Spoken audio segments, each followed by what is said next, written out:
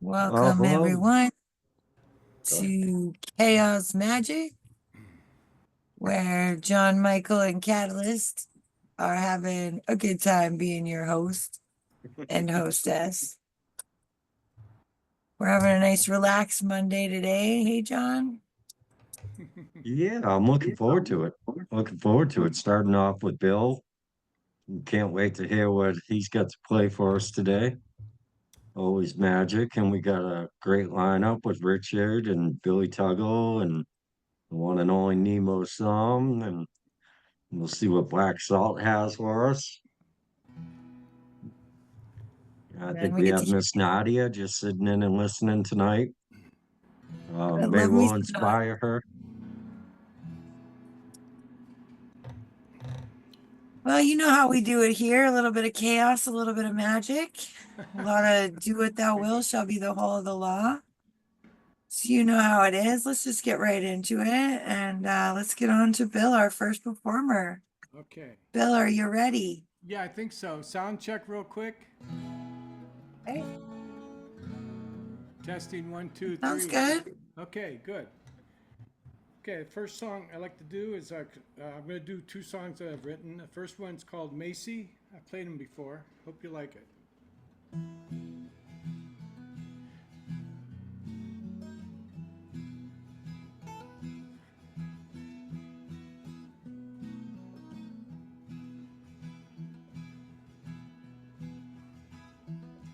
You're a dog for all seasons, my little Macy.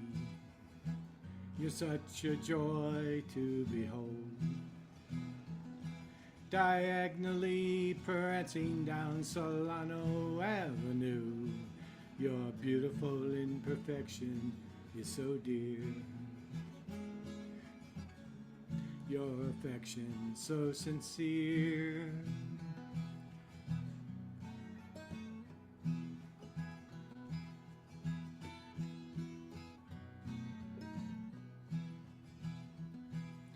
Oblivious to hatred, my little Macy. You would befriend the worst of fiends. My little black terrier, so affecting. Man's best friend is indeed a dog. When people keep killing each other over God.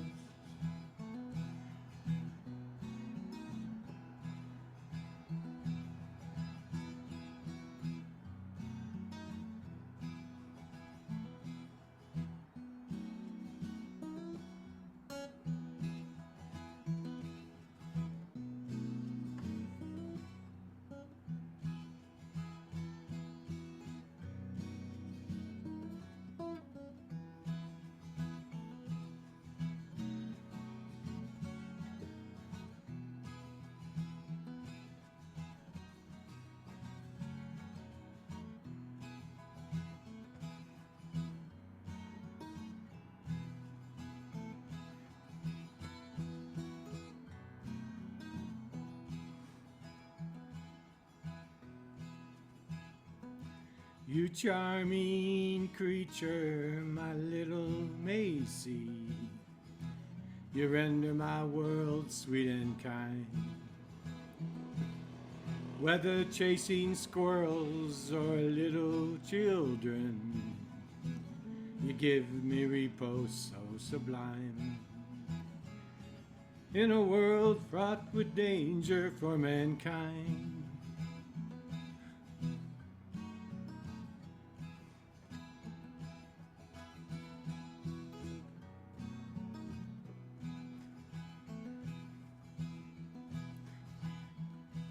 You're a dog for all seasons, my little Macy. You're such a joy to behold. Diagonally prancing down Solano Avenue. Your beautiful imperfection is so dear. Your affection so sincere.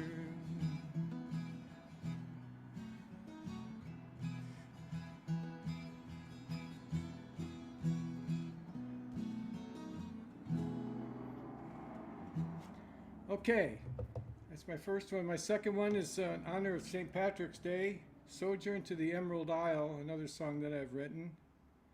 Hope you like it. I'm sure you probably remember it, but if not, here we go. 1, 2, 3, 4.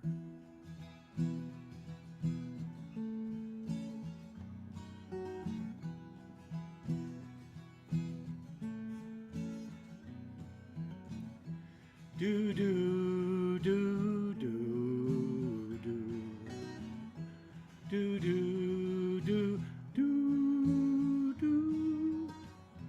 LAX to Dublin Airport, 9 hours in the stratosphere. Father and daughter, filial bonding in the land of the Emerald Isle. Mini Nissan, right side driving, unforgiving roundabouts. Old brick and stone cities, green meadows, rainy sky.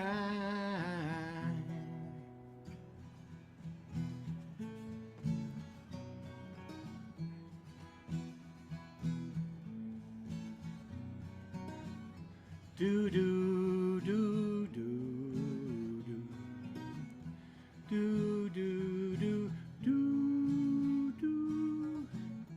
Limerick City, rough and weathered, vibrant people so down to earth.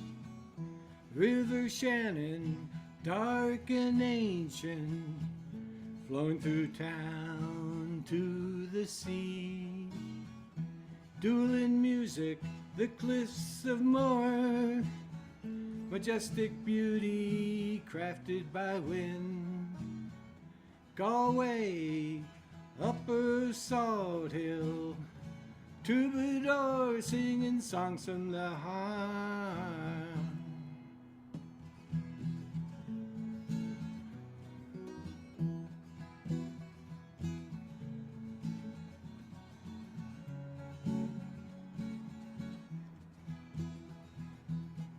La la la la la la la la la la la la la. La la la la la la la la la la la la la la la la.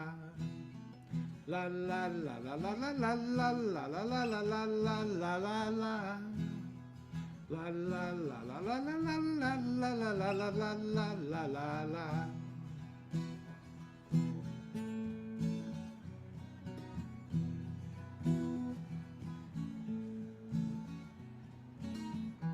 Do do do do do do do do do do. Old Killarney, quaint and charming, we drank some pints at O'Connor's pub. Cork City, oh so hilly, we crossed the River Lee on St. Patrick's Bridge. Drove to Shandon in the Highlands, viewed the city down below. Blarney Castle, pubs and people, oh Ireland, I love you so.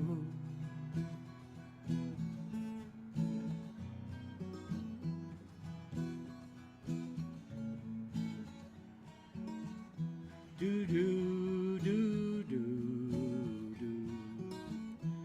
do do do do do. Oh Dublin, the big Irish apple, city of Ulysses on the Irish Sea. Phoenix Park, Trinity College, saw Mamma Mia at the Point Theatre. Stayed in Sutton on the coast, took Dart into town.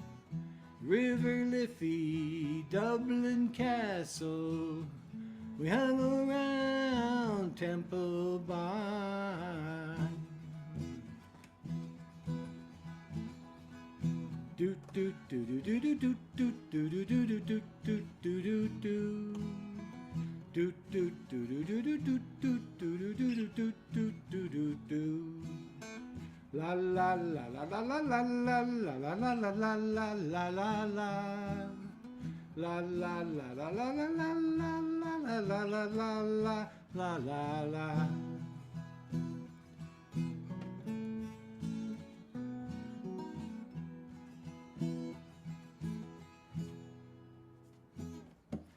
Thank you, everybody. Oh, thank you so much, Bill. I love it. I love the one about Macy too. It's such a good song. Thank you. Hey, yeah, keep playing, Bill. Thank you. Thank you. Bill, Beautiful, St. Pat's Bill. Day. Had to do that one on St. Patrick's Day. Doesn't feel like a Monday night chaos magic without Bill singing. that's right. Thank That's you. right. So kind. Well, on deck, everybody, we have Mr. Billy Tuggle, but up next, we have Mr. Richard Spisak. Thank you Take it so much. away. Thank you so much. It's always a pleasure to be here with you fine people. I've got two little pieces for your amusement. And while they're a tough subject, hopefully, when we think and laugh, we can defeat the tyrants and the fascists. So this first one's called When the Fascists Come to Town. When the fascists come to town, they're never respecting cap or gown. The artists and the lunatics beware, the infirm, infants, and the aged may just as well be rushed right away to their cages. It's common decency that they lack as they gather to attack with their black shirts free of badges, all credentials hacked. Though these marauders may be thick as ticks, they're fully, flawlessly lawless, that's their trick. Population rounded up like timid sheep who murmured, puzzled, then dashed their splashed caps and spinning wildly bleat. And then they grabbed the professors and teachers and a few narrow recalcitrant preachers. Those who really knew their stuff were dangers. By gosh, they even welcomed strangers. And those who knew and read the signs could well constrain and confine themselves to bleeding fluff. They got with the program and dealt out the guff. The gardeners and the grocermen, dreary these were regarded as threatening clearly. Independent folks, those of the sod, but these had their opinions and got the nod. And they made lists of musicians who were in the strange position they knew what to do. Follow the waving wand, of course, whoever paid the piper they would endorse. They could be used to corral and soothe the unruly mob if they could unhesitatingly, unquestionably accept the job. And so it seems some were accommodating. They had no objections to staying or waiting. It didn't matter who paid the gate. They saw themselves as so much unblinking, thinking freight. It didn't matter so very much who it was that paid for lunch, but writers, they got special attention. Sure, they are among the first to endure the extended conversation, because it was often said they used their heads, but copywriters, those first nighters, were used to writing bilious stuff. No matter who it was, they'd cough another hairball up. Plain or fancy didn't matter. The whole bloody punchy bunch, what was splattered. They wrote it for who paid the lunch. Plain or fancy, they even paid to spruce up Nancy. Any bilge water became perfume, no matter how unpalatable. They played quite unflappable, they made it zoom. But poets, their lonely sorrow lot, told of glories hold and caught. Randy mixers with scary lots knew of cherished foolish dreamers. They were caught. Then the playwrights got special treatment. They were sent quick to New Zealand and never charged a fee, man. So that's when the fascists came to town. And then this one, this is for those of you who, knew that modern math, 1984 plus 16 plus 25.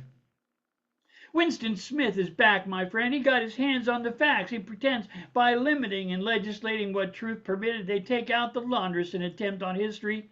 This kind of shouldn't.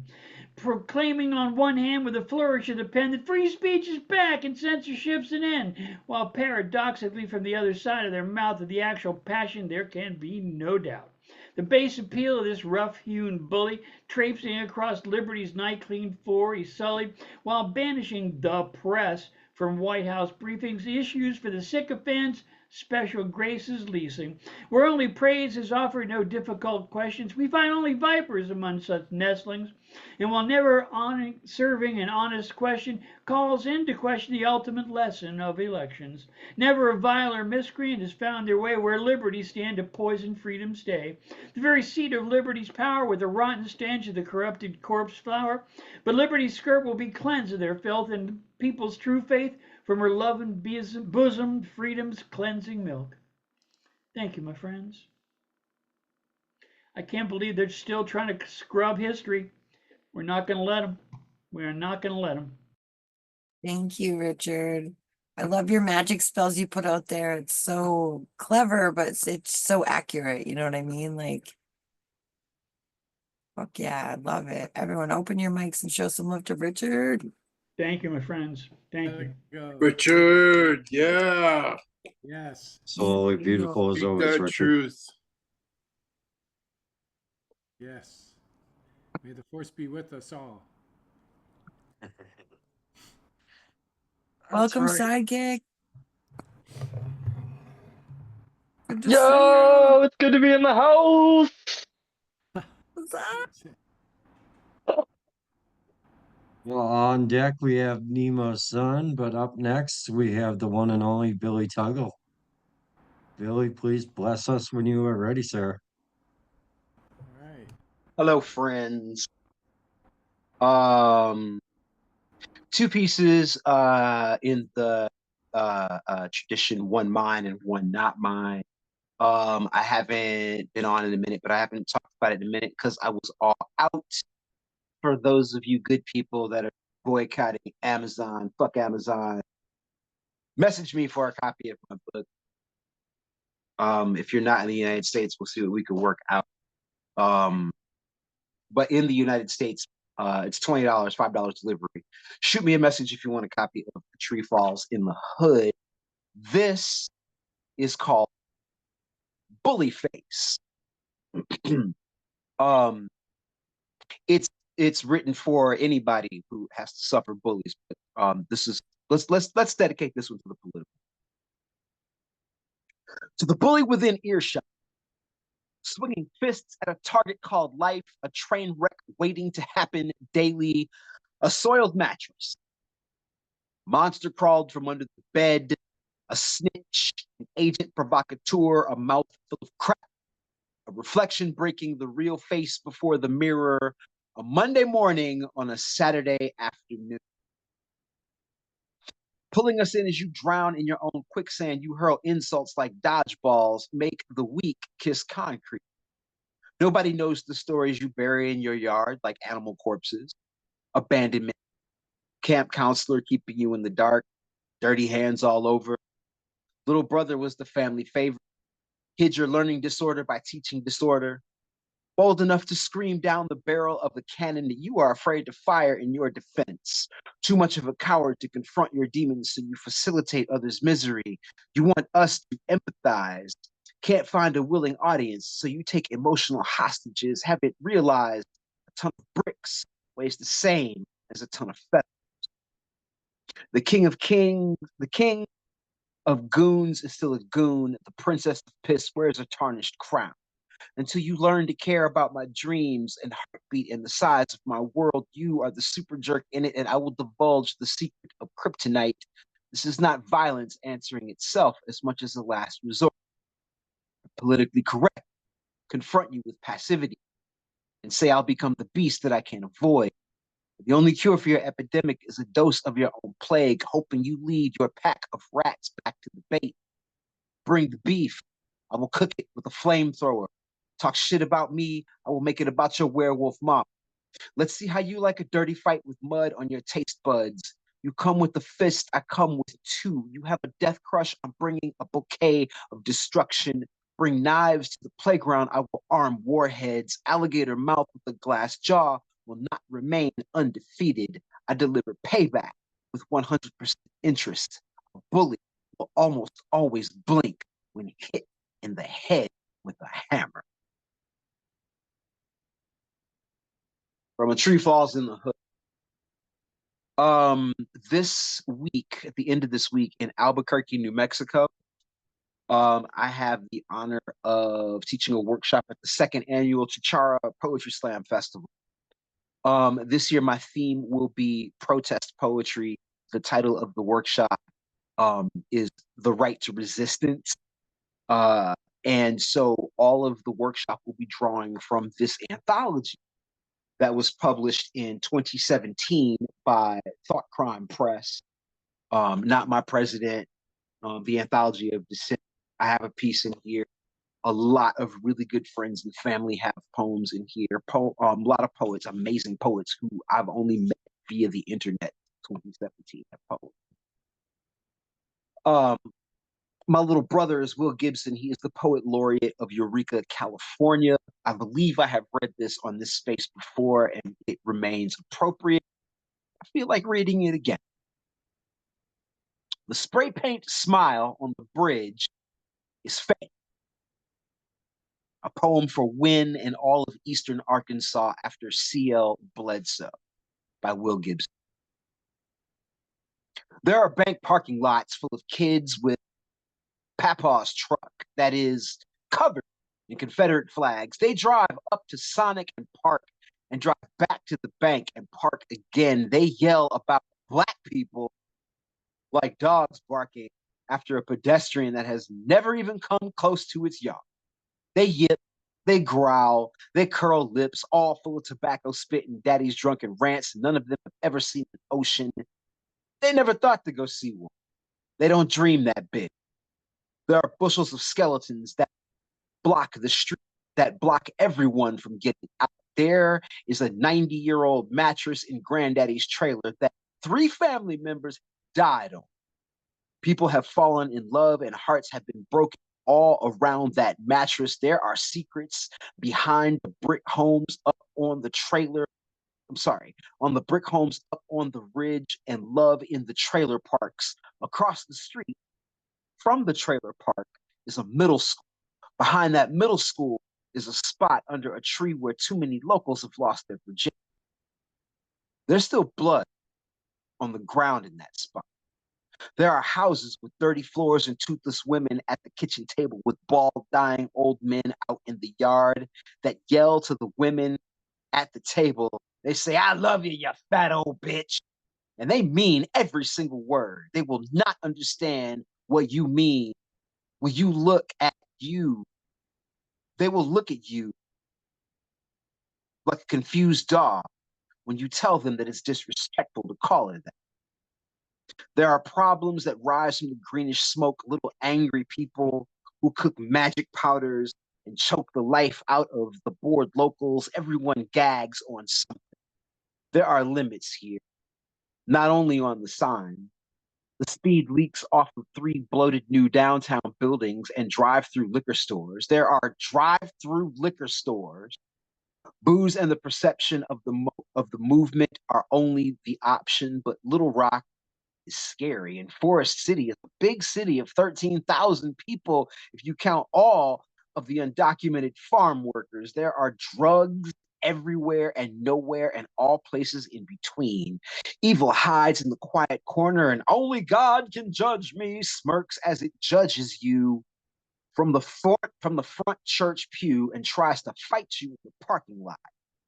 There are issues unresolved floating in the Walmart aisles where shoppers mock each other after they pass, always under their breath. No one wants confrontation in such a holy place. There are train tracks that still divide the town along color lines. The whites call the black side of town colored town like their great-grandfathers did, and hate all of those of us who ignore the borders with a smile. There are places that surround this little rice and cotton cluster called sundown towns, where they warn Black people to get out by sundown, and they do. There are sundown towns that warn white people to get out by sundown, and they do. There are sundown towns. There are rules here. There are questions that linger on tongues but never find the courage to come out into the humid air, and dry answers that no one seems to have or want to share. Everyone knows where McDonald's is. Hayes, the Walmart, they switch spots. Burger King is closed and Sonic is across the street, but can't give you directions to the library because it closed last year, ain't it? The willful ignorance soaks through the streets like a flood no one cares about. They will drown someday. No one wants to learn to swim. Will Gibson, Eureka, not my president. Thought Crime Press, get you one. Thank you. Oh, and if you want one of these, shoot me a message. Thank you so much, Billy. Every time I hear your voice, I know I'm gonna get schooled on some amazing work. Like, oh, I love it. Billy. Such Super a- mad love, Catalyst. Thank you. Brilliant, Billy. Brilliant. Absolutely beautiful, Billy. Thank you, gang. Love you, Billy. We always love seeing you here. Thank you so much for coming through. It's awesome.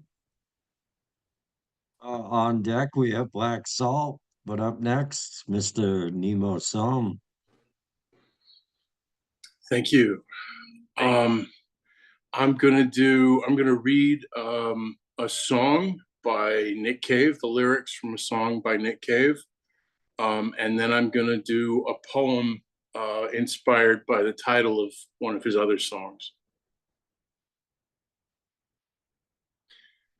So this is Do You Love Me by Nick Cave from 1994. I found her on a night of fire and noise. Wild bells rang in a wild sky. I knew from that moment on I'd love her till the day I died. And I kissed away 1,000 tears, my lady of the various sorrows. Some begged, some borrowed, some stolen, some kept safe for tomorrow.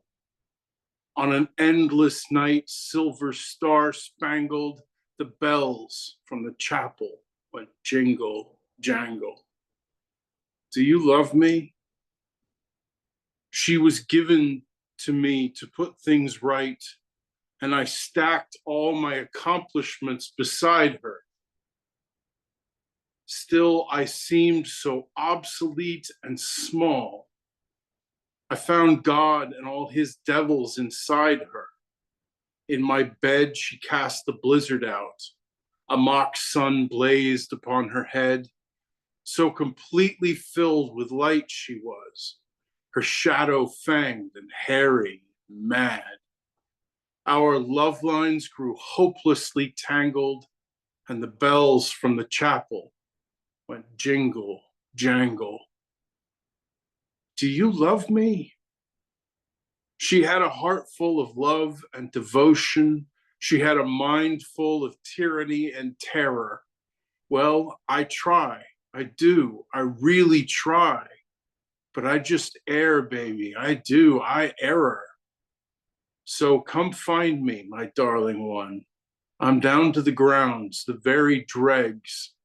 Ah, here she comes, blocking the sun, blood running down the inside of her legs. The moon in the sky is battered and mangled, and the bells from the chapel go jingle, jangle.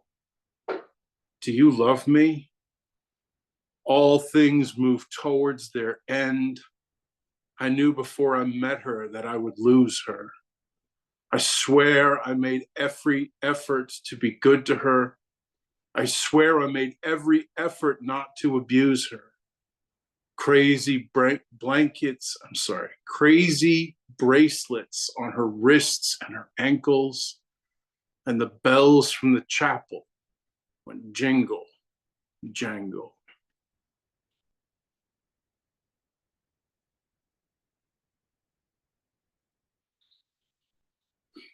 And this is a piece called Let the Bells Ring, inspired by the title of Let the Bells Ring by Nick Cave and the Bad Seeds.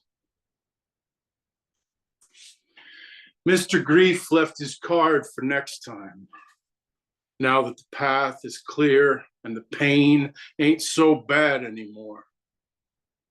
The smell of lightning rises from the ashes now that the house has burned to the ground.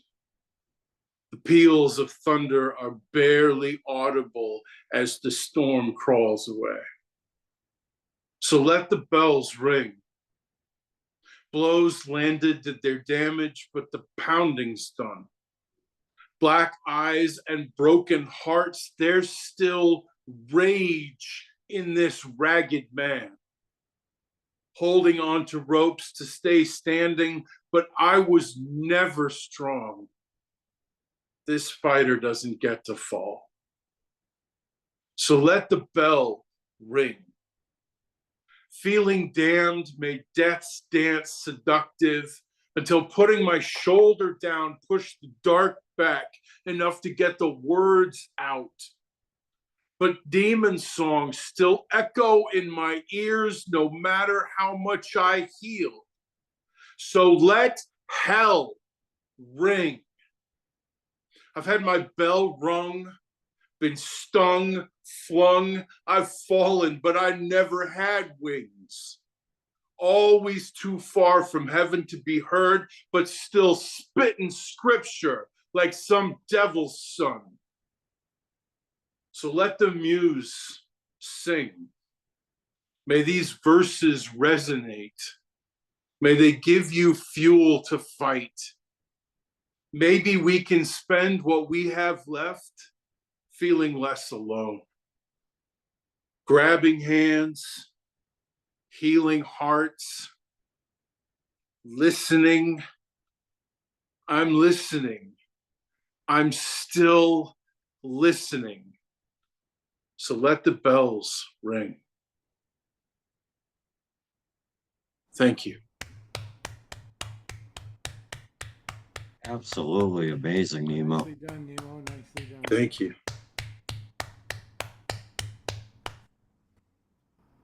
Wow.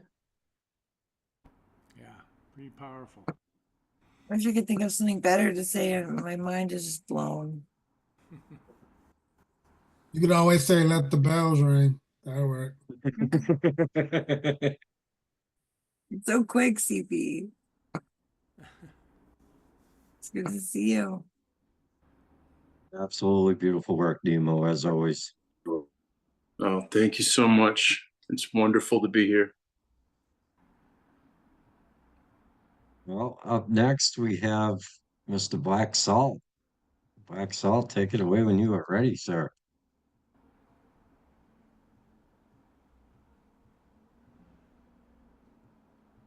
Yes, hello, hello. My performance tonight will be a salty one. I have two poems for you. Well, actually, the second poem is actually a song. Some a melody that I whipped up on my guitar, and it's called Salt and Light, and also Soldier's Light.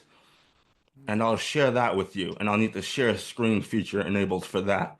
But first, I'm going to share a poem with you, Pass the Salt. And just a little, this has nothing to do with the poetry. This is just some fun stuff that I thought's really cool. If you want to do yourself a favor, something that you won't regret, get yourself some bourbon smoked sea salt. Beautiful aroma, and it's like salt with seasoning. So you don't have to buy seasoning and salt, because sometimes salt doesn't just do it. Like, it's already seasoned. Bourbon smoked sea salt. Good stuff. Or just experiment with some different smoked salts, because I didn't even know that exists. Smoked salt, It's good stuff. And I'll tell you what I'll do. I'll throw a pinch over my shoulder on this Zoom, and that's good luck for us, so that we all prosper, because it said that's good luck. So, yeah, that's for you. From the original Black Salt. And so I'll start out with the poem. It's called Pass the Salt. Here we go. You hear me okay? Not too loud, not too quiet. Okay, cool. Here we go. Pass the salt. Pass the salt. I said, pass the damn black salt, WLF. This chicken is bland, WTF. And so is my miserable life. Just another black man. But it's not enough just to be that. You gotta walk the walk, talk the talk, and carry a little salt.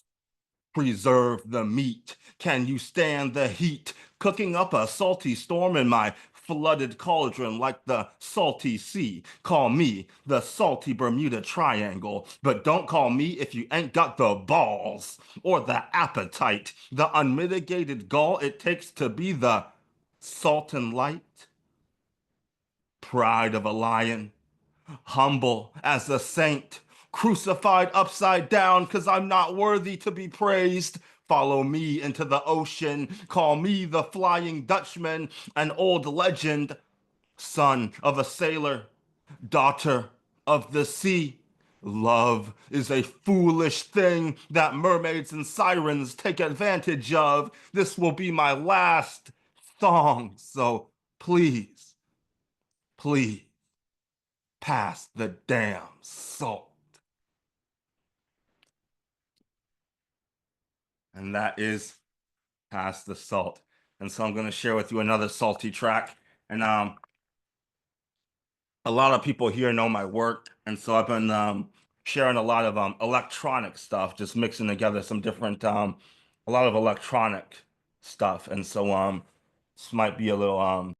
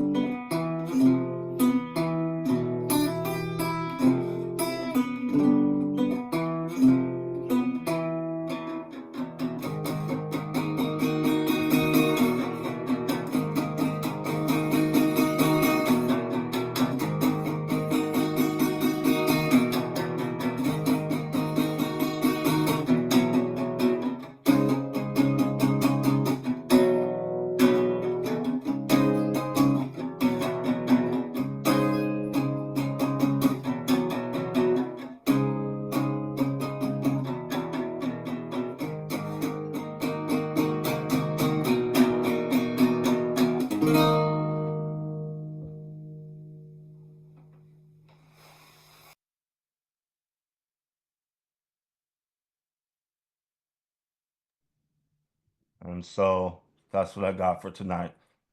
I'll put the link in the chat in case you want to make a U-turn. And so that's that. Thanks for listening. Thank you, Black Salt. That was awesome.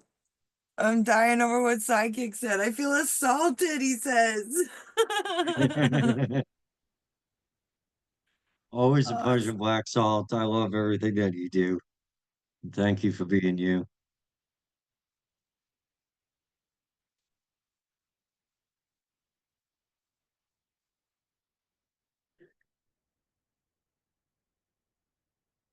Thank you, muted cat. I know, it's just because I'm sitting here saying that was good over and over again. Alrighty.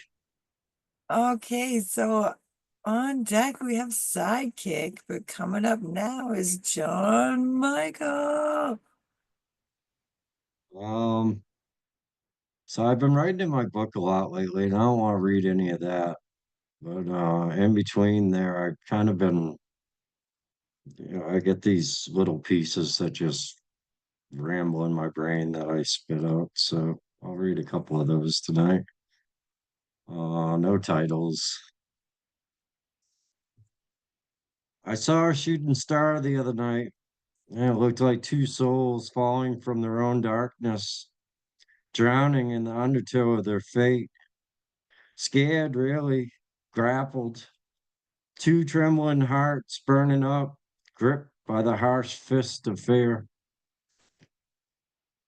Little ones. And then I was in a complete downward spiral. My half-baked wisdom was failing greatly. I tried allowing myself 17 seconds of joy, but couldn't find anything to celebrate. Kind of like in Ghostbusters when they had to think happy thoughts and manifested the Stay Puft Marshmallow Man. My demons were intrusively flowing. Commencement of the countdown had begun. I tried eating a protein pill and putting my helmet on, but Major Tom was missing, and I had no idea how to fly this spaceship. The chaos that pursued on one was imaginable. Fiery flames and the force of such blast left the whole magnitude of damage in its wake. That's all I got.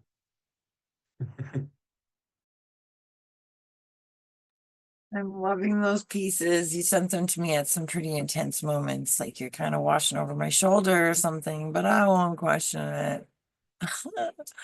What you've I just got know is a how. lot. That's good stuff. Yeah, it's just They're- little pieces that come out. And I don't know. I think they're gonna be kind of like segues of my chapters, I think, because I've got a lot of them. I'm grateful that how often I get to hear them right after as they're being made, and it's just like, oh, fuck. Captured in reality again. It's very cool. Thank you. Thank you. Love it. Always a pleasure to have you on the show, John. I appreciate you, Kat. Well, on deck we have CP Mays, but up next we have Sidekick. Please bless us when you are ready. What up, y'all? Dude, John, me and my buddy do that same thing with like stringing random pieces together for pieces, and we call them infinity bottles. The way like whiskey connoisseurs will pour like that small last bit of pour from every bottle. And piece them together in a piece like that is dope. So it's great to see somebody else doing the same craft from a different angle.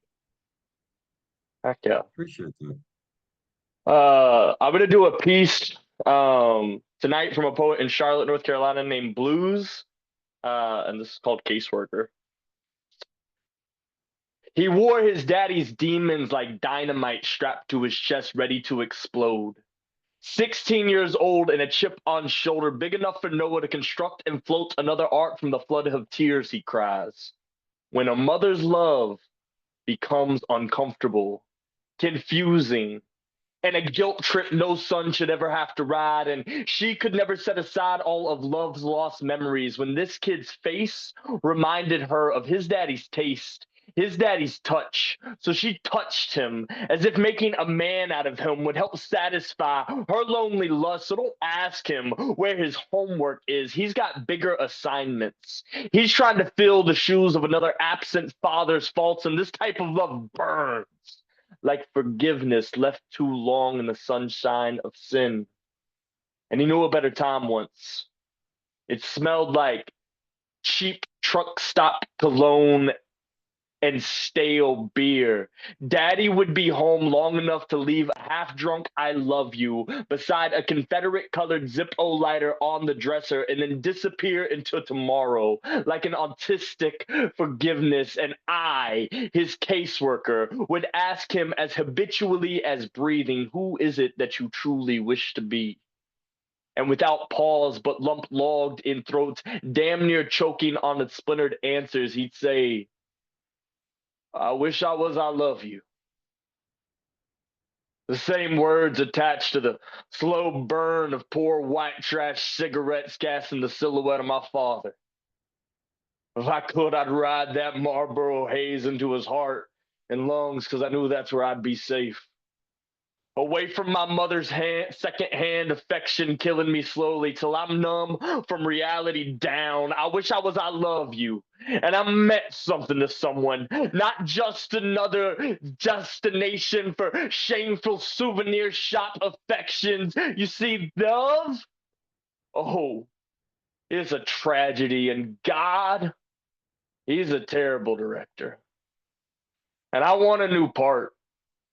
I'm tired of being backpack stitched, stapled together, trying to reinvent my will. I wish I could be a hero. At least that way, when I dive headfirst into this empty destiny, perhaps my last exhale could be enough to lift me up. So you ask me, Mr. Caseworker, who is it that you wish to be? Because me, oh, I want to be a stain on true love's memory. One of those scars that she shows off at fancy dinner parties. You know, something to make Jesus say, "That boy is something," while hiding the holes in his hands. That's it, Mr. Caseworker. I want to be whole again. And I remember his face. He was like a dream. He looked like all of you who I see on the screen here in front of me. We poets and creatives are dreamers. I hope that you can reach past your destiny and chase the stars. If I had one hope for you, it would be to give you more time so that you could spend the life that you deserve chasing all the beauty in front of you. Poem. That is Boris Rogers Blues out of Charlotte, North Carolina, part of the Concrete Generation. This next poem is by me, Sidekick, and thank y'all for listening. It's great to be on this call with y'all. I want to tell y'all that chronic illness ain't bad on the bad days. Y'all, I would kill on death row. Would be so sick at being terminal. I've learned how to step into oncoming traffic without flinching. I've tried to see the point of a bullet, stared down the barrel of my brother's revolver like it's a kaleidoscope, and pending death is clarity. Trying to drink sobriety is the days that I look like a mountain but feel like a pebble. It's the normal days I can't stand.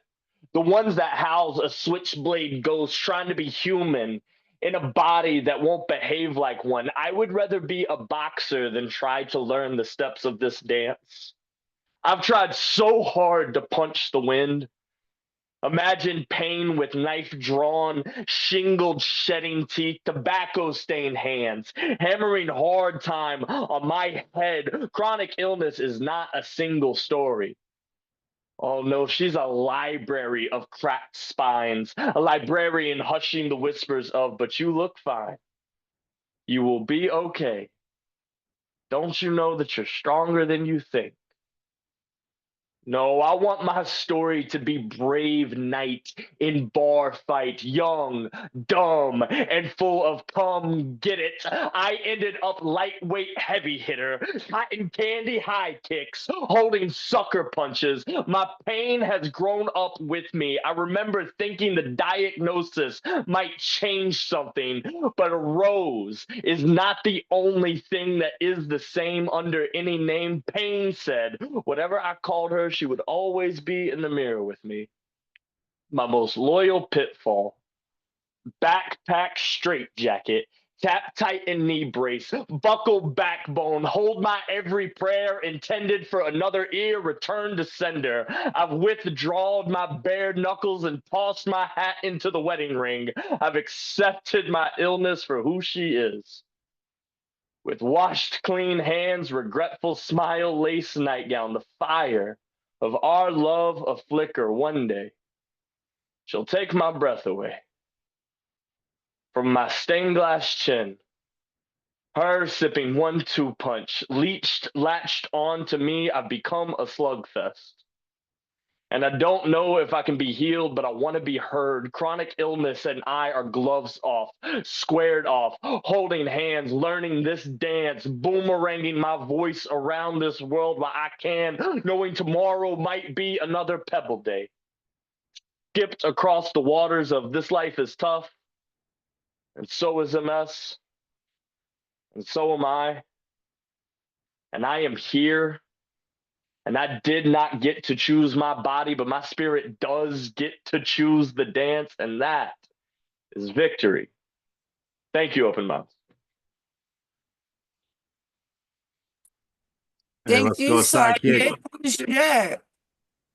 I forgot, man. It was a little bit, it was just long enough for me to fucking forget. Baby. Damn, sidekick. Damn. You are a force, kind sir. Absolutely amazing. Fuck yeah. Love you guys. Everybody unmute. Love you, Give it up dude. to sidekick.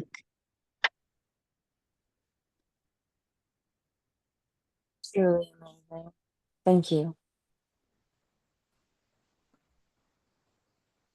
Fuck yeah, we love you so much, dude. Come back around when you can. Oh my God, we need more of that every week if you can, but I'm probably out there doing stuff, but more often. I miss you. I missed you guys too. It's so good to be back in the house. It's so good. Fuck yeah. Well, on deck we have Baby. Let's go, Well, come baby. on.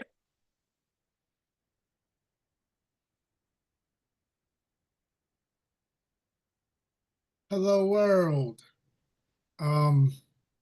It's been a while. Like, it's been a long time. Like, I'm excited to be here, excited to cover. Shout outs to Vegas, wherever you up there chilling.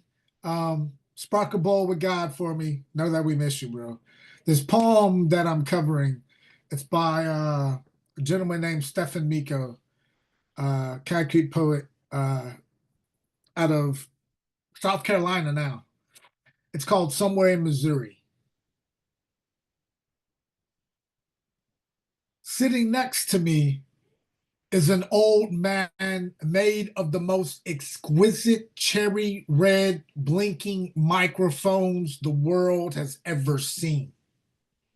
You can tell by the twisted cords in his beard, he felt more comfortable taking the road less traveled by a reckless march covered in blood-colored tombstones, each one etching past lovers into eternal granite. Granted, he had a good time, maybe too good.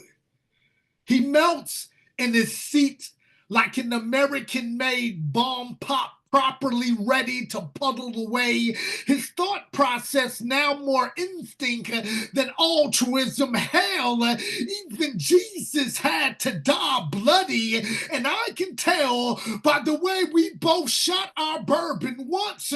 We were bulletproof. We were Teflon ticket takers who sold our soul under the big top for peanuts or pussy or a warm hug. He turns and looks at me like a fresh pot of boiling forgiveness, folds an entire dime bag into a bone pipe shaped like a middle finger, breathes in like his lungs are God's, exhales through his woven nostrils like a billy goat. I become immediately aware of the situation. I know him. He was the rebel voice in my mother's womb, always spouting off incoherent Sanskrit recipes for greatness. Left out, I might have to lose a limb, or a neighborhood, or a loved one. Travel light, he said. Know that anyone who says I love you probably traffics in broken bodies, and realize the devil still has a 7-year lease on your soul. Always read the fucking fine print. I stare him down like a freshly painted white wall in spray paint country. His Kentucky Durban bourbon smile echoes like sweet backwood bluegrass. He's a gambler, title loan on his vertebrae, always on an inside straight. And so I have, he said, passion kills a man. Ride him off at the joints. His rhetoric is Thanksgiving turkey.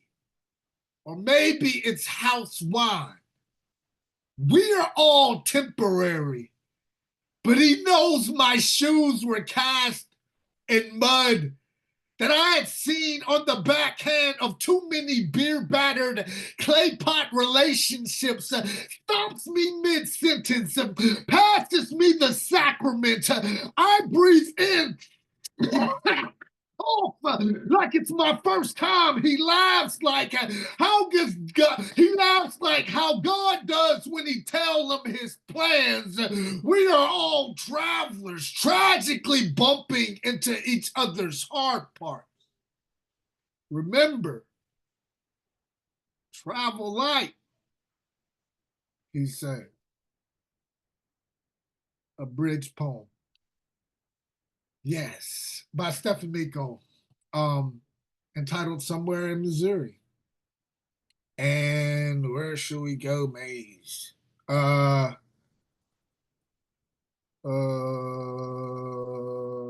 Something I haven't done in a while. Checkmate in 3 moves.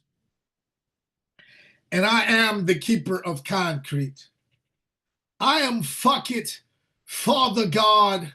Let me force feed Karma Ambien so she'll really have reasons to deep sleep on me. I am that I am, and I am, I swear. My sometimes soul seems to somehow stay several snooze button seconds away from scribbling rough draft suicide notes on the back of my very own birth certificate. I am, I swear, you can't guilt tripping me into believing you're God. I swear, I am the kid with the crack halo and duct tape. I swear, I am Sylvia Plath and Kurt Cobain's love child. I swear, I am almost as ignorant as an overprivileged sonnet, counting how many Black, gay, and Latino friends it has. I swear, our God emoji looks just like Trump. I am a vasectomy's wondering why a nation full of dickheads hasn't lost their reproductive rights. I swear, I swear, I swear when I say 90% grind, 10% grind harder, I'm saying I've planted more man-made miracles, metaphors, and mustard seeds in the ground than Alabama did niggers and cotton. I swear I am wondering right now if all the times you said the word nigger and didn't reprimand your own self for offending your own son of some sort of contorted fucking ignoring your own fragile sensibilities, all of them under the guise of I swear. If they can say it to each other, then why can't I say it to you, my nigga, too? I swear. Insert note here, Maze. Something about guilt tripping juxtaposing with something to do about systemic racism. Guilt tripping over neckerizing their ignorance and stay running off at the mouth, running through our economy, running through our coast-to-coast histories, cross-country pimping, running through with their shaded white pride capitalism, guilt-flipping, praising their American proud pride, history pimping, tripping, I swear with untied shoes, I swear, black folks ain't poor by choice. I'm saying, I swear they're poor by design. I'm saying, when God left to go to work this morning, he, she, they left their black doors unlocked. I'm saying, who's coming in praying, dear lowercase letter gods? I'm gonna need you to put on your big girl panties and your big boy drawers down here. I'm juggling chainsaws. I swear I am the keeper of concrete. I swear I am the Marine Corps kid with the cracked halo and duct tape. I swear I am of concrete. I swear cracked halos and duct tape. I swear I am juggling chainsaws. I swear black folks aren't poor by choice. I swear they're poor by design. I swear I am. I swear I am. Poem.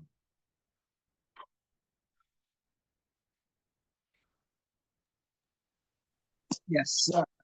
Let's go, Maze. Yes, sir. Oh, Absolutely amazing. it's fun. I love your Oh work, yeah, CP. CP. Appreciate it. When you get Billy clapping, oh, you done something. I've made it, Ma.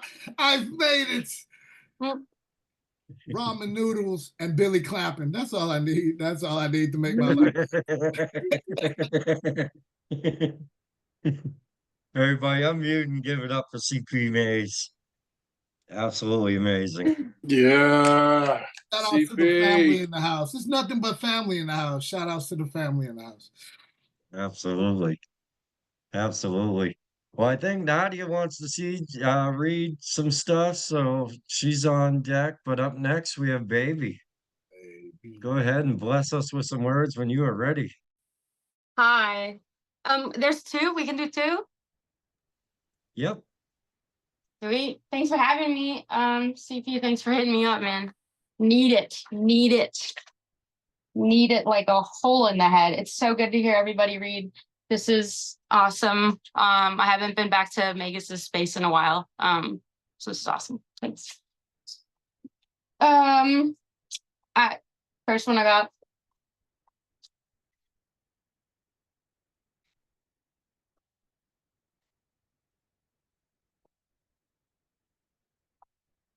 Elegy to the Coyote. When the season finally changes in you someday, it'll start to rain. And then you'll notice half your casket is missing. Catch your breath and spit the dirt first. It's raining. Rinse off. Every thunderstorm is not a calling card. The void is dancing because it likes to dance.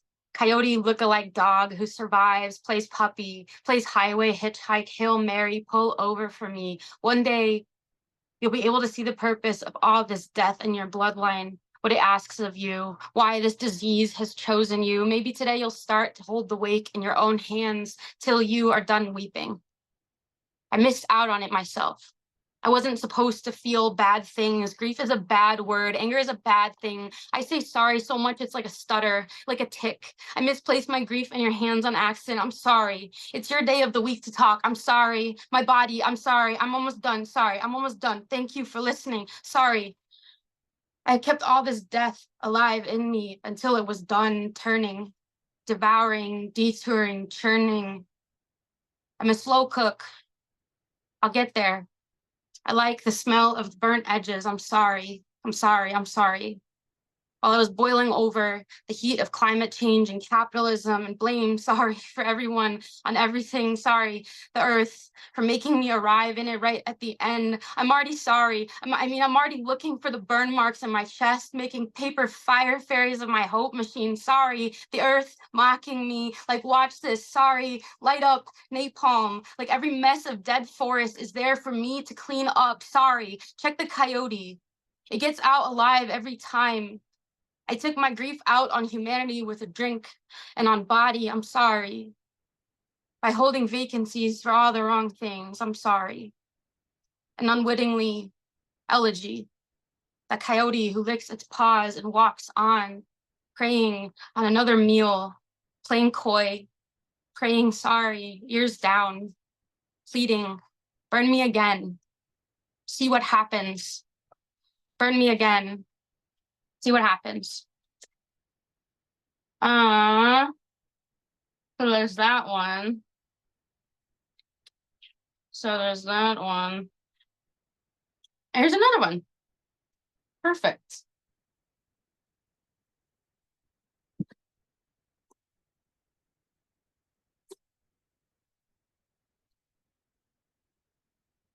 I've subdued grown men with my panting alone. Mom says I have puppy dog eyes. I love the shells of fully automatic men because I've seen myself reflected in the rest of them. I nearly married Michael Vick with my perfect table manners, and I love you like man's best friend. Your chain never stops rattling. I spent half a decade of my life in either a puddle of my own drool or coaching the joy back in his jockey. And I try to leave, but the war starts again when his brother died. And so we moved into the trench we built to bury him beside him. Your brother in arms. You say I'm a good girl, a good wife, and I'm 97 in dog years. So what about the one who has to watch you die? And the quarter century of service it took to stretch my mouth wide enough to be this kind of pit bully is a Purple Heart. When he says he wants to get a black-mouthed cur and teach it how to pig hunt, I say I can do it myself. I become the beast, too well trained to put down all the animals he has killed. My father tells me when I'm 9, 63 in dog years, says, you have no home but this one. You belong to me, to this, and besides, who would want you with that face? Who would take you in, bait dog, bad dog, with a whimper bark, and he slips the wedding ring on my finger. I have been the child bride. I have been the pedigree pup.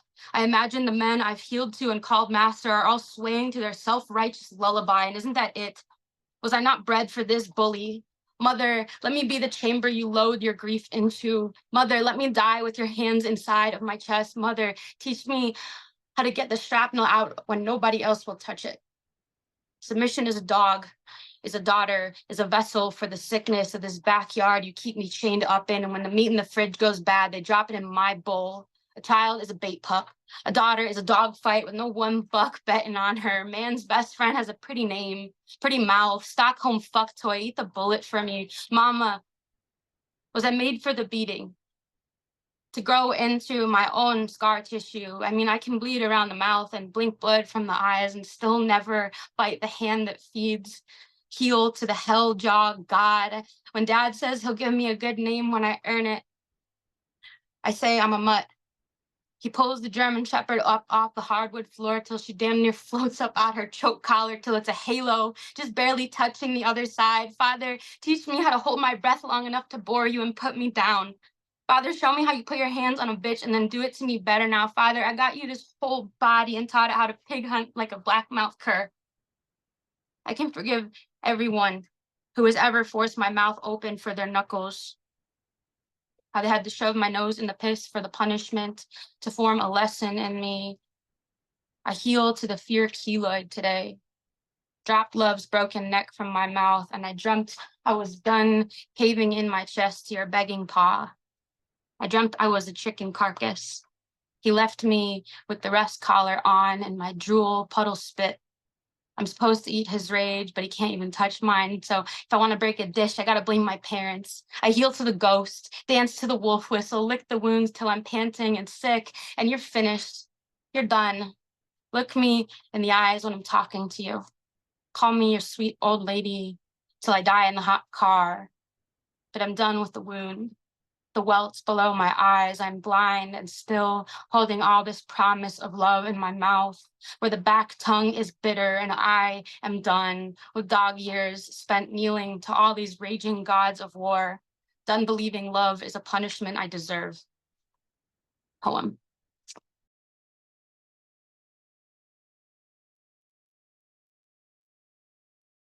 Wow. Sorry. That was powerful. Absolutely powerful. Do Hey, not apologize for that. It was incredible. No, No apologizing. Amazing. That's crazy. that was absolutely amazing, baby. Please come back every week. Okay, thank you. You are more than welcome here every single week. Please don't ever skip a week. Sounds awesome. Avacha, it's good to see you. Thanks, Avacha. Good to be here. Sorry I couldn't get here earlier, but here I am. I came in the middle of the fire. Yes, you did. Yes, you did. The smoke rings must have brought you in. It's a pleasure to have you. I hope you have something to read for us. But up next is gonna be Miss Nadia. Miss Nadia, when you're ready. Thank you, John. This first piece is a cover. It's called Unrelenting Question by S.L. Norman, an adoptee. My mind is void of thoughts as the water beats against my skin when that unrelenting question intrudes upon me once again. Into a reality of discontent, I'm propelled from my retreat, consumed with an emptiness and feeling incomplete. My hand reveals a reflection as I wipe away the steam. I'm standing face to face with my solitary being. As the mirror begins to mist, the image returns my stare. It's obscure as my birthright, my identity. I'm unaware. As I contemplate my creation, I am forced to use my mind's eye. For I am known as adopted, forbidden to ask, who am I? Searching for my roots is to some a mortal sin, but I can't help wondering what my life would have been. And that unrelenting question intrudes upon me once again. Poem. Wow. Didn't come early enough. Everybody's killing it. Oh, that's gorgeous, Nadia. Thank you. This next piece is by me. It's called Morphed Shards of Glass. The fragments bleed from pain, jagged edges buried deep inside the chest's tender cavern, splinters, glass thorns, pressing into the heartbeat, echoing the hurt that rained down from the outside. Fragments of love scattered like fallen stars across a black sky. A stained glass window, once radiant with story, now shattered, slashed by the storm's fury. A mosaic undone, pieces strewn across the heart's floor, glistening with sorrow, sharp with memory, waiting for hands gentle enough to gather, to see them as sacred. Splintered ribs, cradling echoes of what was, bleeding from wounds unseen, a heart screaming into the void. No sound, just ache. But still, fingers tremble forward, gathering shards, the cuts inevitable. Each piece cupped like a fragile jewel, a prayer in every hold. Digging through the rubble, fingertips coated in grief's dust. The search is slow, but hope, small and stubborn, pushes up like a sprout through the cracks, turning the shards, examining each wound's reflection, crafting a new mosaic, one that does not erase the past but honors it. Every crack, a line of survival, every crevice, a map of resilience, mending the fabric of heart and soul, letting scars bloom like wild roses breaking through concrete, laying a foundation from the heart's debris, not covering the damage, but making beauty of it, where sunlight kisses every wound, every fissure a window for love to enter, loving the fragments, not despite their edges, but because of them, holding the shattered pieces, pressing them into the chest until they become whole again. Glass reforged, not into what was, but into what is, armor forged into self-love, a fortress, not to keep love out, but to protect the sacred within. A heart reborn, gleaming with light through every crack. Poem.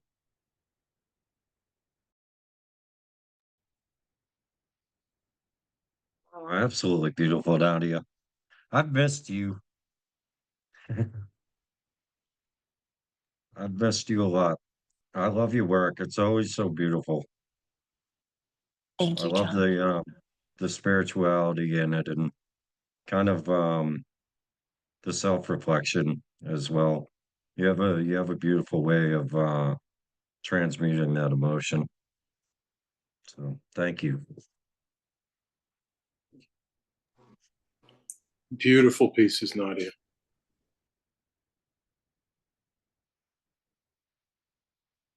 Well, folks, up next we have the one and only Avacha. Avacha, whenever you are ready, please bless us. I am so honored. Once again, I apologize for being late. What can I say? Life got in the way. I wanted to read one by a friend and another one by me. Um, okay, this was from a book, Uncommon Ground, that I'm honored to be one of the many people in. And this one is written by, let me make sure I have her name right. She's an artist and poet. Okay, Lorraine Bonner. Multi-hued humanity embrace and mutual healing. In the beginning was the dark, silent and infinite. There was no God. Light arose and entered dark, and together they created everything in time. In time, everything created us a rainbow of browns, deep dark, umber, to pale rosy beige, multi-hued humanity, multi-gendered, multi-abled, multi-tongued children of balance. No one knows why a gang burst out of the family rainbow tagged white. All over every home and mind, beat down black, treated earth like dirt, treated dirt as if it were not their mother. Who are these people? We multi-hued struggled to find a name for them, the gang claiming white. How lonely they must be. They burn the ground as they back away. The multi-hued humanity work is so inspirational. I love the hope of potential, but honestly, it was hard to sustain events, including some health issues, pointing me in a different direction. I began exploring the Japanese art form called kitsugi, in which broken ceramic pieces are repaired with gold, in keeping with the Japanese tradition of celebrating and even enhancing flaws and brokenness. I realized that both my medical and artwork have grown out of my traumatic childhood, and began reflecting, as I have many times, on the many artistic and spiritual contributions of people of African descent have brought to all humanity. That's Lorraine Bonner. Okay, and then one from me in light of the month. This is called Canto de un Sueño Realizado, and or translates into I sing about a dream come true. And for those who don't know, the word negra can mean many things. It can mean just plain black. It can mean black woman. In the Black Caribbean, it also means darling, sweetheart, and in the wrong mind of the wrong person, you know what it means. So, yo soy la negra, I am the black woman. Yo soy la negra, a precious jewel, a hidden beauty that Helena Rubinstein has tried for 100 years to find in one of her plastic bottles. Yo soy la negra, mine is the smile that has driven whole populations insane from Dar es Salaam to San Juan, from the world's wealthiest palaces to the poorest of slums. Yo soy la negra, I am the gentle fire they tried to drown in all their disguised lies of individuality and unasked for gifts of chains and slavery, only to discover that my soul is not a bargaining chip and my courage is non-negotiable. La negra soy yo, today, tomorrow, and yesterday, always and forever, eternamente indominable. I am the daughter of the mother of dreams, the giver of birth to the love of life, this earth, and our children's freedom. Una joya preciosa soy yo, an army of one inside an army of truth-bearing Amazons, a blossoming army of millions, and we're coming black. Sí, sin duda, ella soy yo, proudly and beautifully black, an inescapable fact, and like the darkness in the night sky, there's absolutely no way anyone can negate that. Thanks for listening to my words. I'll put my book as well as our poetry series. We'll do a multilingual poetry series the fourth Saturday of the month. Please join us. And with that, thank you for listening. Thank you very much, Avacha. I love your work, and it's always a pleasure for you blessing us here. I just love you to pieces. And just to let you know, the last time we were talking, I was talking about the bees in the backyard, and I had the one hive set up, and some flowers started blooming in the front yard, and I noticed a honeybee, and I walked out to that one sole hive that's sitting back there. I sat there for about an hour and a half watching them fly in there. So the bees came back to the property and took over the whole hive. So it was a beautiful thing to watch. It's absolutely amazing watching them. Yeah, nature has a habit of reintroducing herself. Thank goodness. Yeah, Yeah, humanity's been trying its best to destroy it. absolutely. Absolutely. Thank you for gracing us with those beautiful words. Everybody unmute and give it up for Abacha. Yeah. That was Always beautiful. powerful. As always, as always. Thank you so much. Thank you. Thank you. Rich just came into the room. Rich, would you like to bless us with a couple pieces? I would love to share a couple of poems. You were so kind. I'm so sorry for arriving late. I apologize for that. And can you hear me all right? Yep. We can hear you Okay, great. good. No need to Good. apologize. It's always a blessing to have you. Well, thank you so much. I really appreciate that. It's good to see you again. I think I see Nemo in here. I think I see Nemo in here. Okay. So, and my friend Billy, I see as well over here in the venue. Hey, Rich. Okay. Hey. So good to see all of you. So,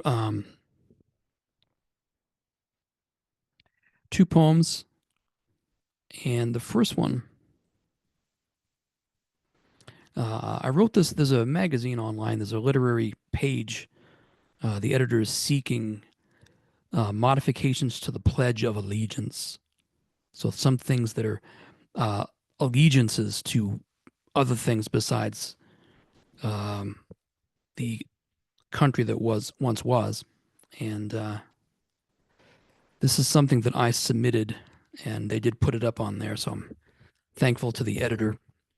I am coming in loud and clear, right? Just to be sure. Okay. I think I am. Okay. So this is called Edge to Allegiance.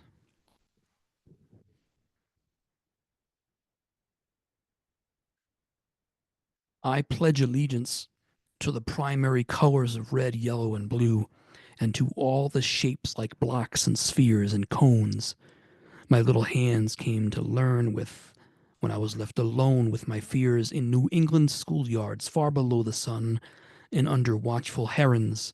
And honestly, because I have no choice, I pledge allegiance to time as well, to that unswerving and undeterred minute hand. And whereas I pledge allegiance to coming of age, to having become an adult piece by piece and death by death and moment by moment and kiss by kiss, I pledge allegiance to the Panasonic stereo system and the Radio Shack smoke machine, ever present in the dances from high school to college to the bars. I pledge allegiance to the woman's signaling look in those bars, to the smoke in her eyes, to the best words I ever said, to the repartee that brought me to her bed. And I edge to allegiance to the straining brassiere, and to the compelling cheeky short derriere, and to her gasps and moans, to the nipple ring and belly hoop realpolitik above the fruited plain, hallowed be her name. I edge to allegiance to every little death I have been privileged to bring into the life of her, for the life of her, for the life of me. And how could I, after all of this, not pledge allegiance also to the moon, and to her blood-red lipstick, and to her sheer black tights, and to the relentlessly scorching Chanel number 3 of it all, and to the moon, to the moon, to the moon, I said, even if for all we know she's just a painting, a blissed out eye of white up there in that inexplicable night that contains us, all of us, with lividity and tongue and breath play for all. So that is something kind of a different angle, I guess. Okay. And this one, I have been struggling with this poem, and I think I've come to terms with the poem needing to be. And for those of you who kind of know me in this group, if you have something to say about it, please put it in the chat, because I need to get somewhere with this poem. Okay. This poem is called Moments Later, the voice you heard speaking died too. Allegory season is brutal this year. When I got to the house, the woman told me that the rat had somehow got into the oven in her kitchen, and that she was frightened to even open the door. I couldn't shake the feeling that maybe I wasn't really awake, and that I was actually dreaming this. I couldn't escape the odd sensation that I had, that it felt the whole time like God was thinking about me right then and there, that God was wondering if it was time for me to stop living. The rat looked out at me from inside the oven, like I was just something it was imagining. Then he was looking at me like I was wondrous.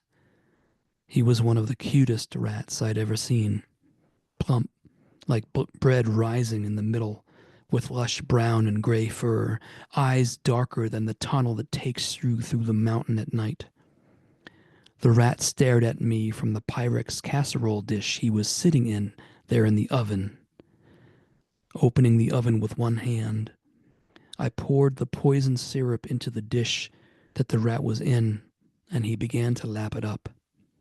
I've never tasted the poison, which isn't harmful to humans, but my employers at the pest control company told me that rats and other pests find the golden syrup delicious, even as with every lick and slurp it works quick to stop their hearts.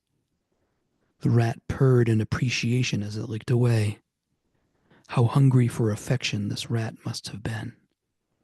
My touch, surely the only caring and compassion it had ever known in its small, strange life. I reached with my other hand to pet it behind its little pink ear and give it some scritches as it licked the remainder of the poison syrup from my spoon. Words started to come out of my mouth in a whisper, but I don't know who the whispers were meant for. Please let all of this just be a harmless dream. Please let me live a little longer. I promise I'll do better. The poison works faster than you think. I heard the rat gasp out loud, and it sounded like a human child feeling some terror, like a human child sitting up abruptly in bed, woken from a nightmare. The rat's face seemed a little human right then, and his mouth was in the shape you'd make when you're about to start crying. How could you do this to me? Pleaded his eyes before the light of life left them. The sweet and cute rat was staring right at me as he died, and after a moment I knew he was not looking at me anymore, but instead was looking directly at his creator, his God, who was looking back at him and welcoming him into the next life, where maybe there would be some love for him to feel.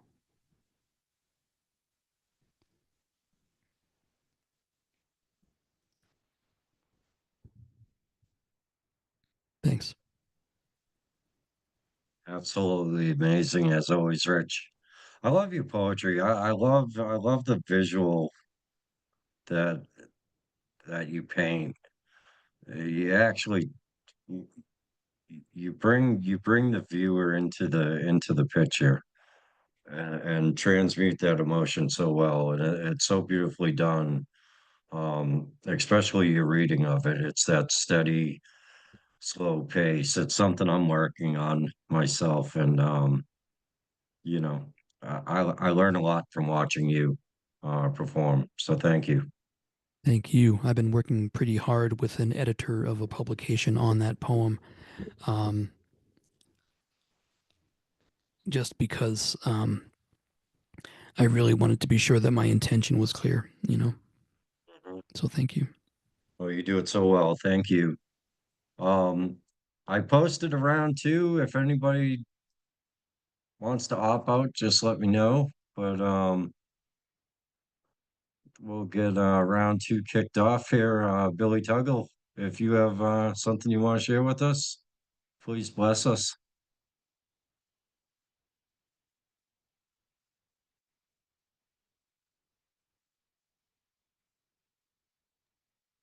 Slight technical difficulty. I would, and then it is almost 9 o'clock Central Time. I have to go and uh, escort a sixth grader to bed. Um, let's do this because it is 30 years this month since I made my one and only trip to the city of New Orleans. The city of New Orleans is the nightly round trip made by Amtrak between Chicago and New Orleans along the historic Illinois Central Railroad. We could have flown. Some felt planes were high style and classiest, but even before the days of shoes off, I felt rushed and leered at in airports. A road trip, a good trip, no doubt, especially with JT. The company, great. This was vacation. Let somebody else do the work. Taking the train was rolling in with the party from Chicagoland to the bayou, cocktail in hand, to reach the come documentarian after an all-nighter, whiskey and backgammon. I awoke in my seat to some rare blues in my coffee, followed by the humidity of a swamp of a Bloody Mary. When I fell off the city of New Orleans, it was at the speed of saunter at the touch of vernal equinox. Carnival beads littered trees left post parades and powdered sugar dusted hello smile. Fall off the city of New Orleans into an electricity so deliberate that the sun and the moon and the water take their sweetest time to shine, reflect, dance in tongues and streets twined in French and colonialism. Falling off the city of New Orleans means a gator po' boy and pronouncing Pontchartrain correctly mouthfuls of exotica for a Chicago kid.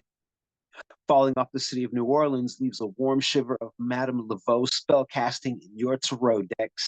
Seeing ghosts awaken in your incense smoke is one thing, but to have them ask you to join them.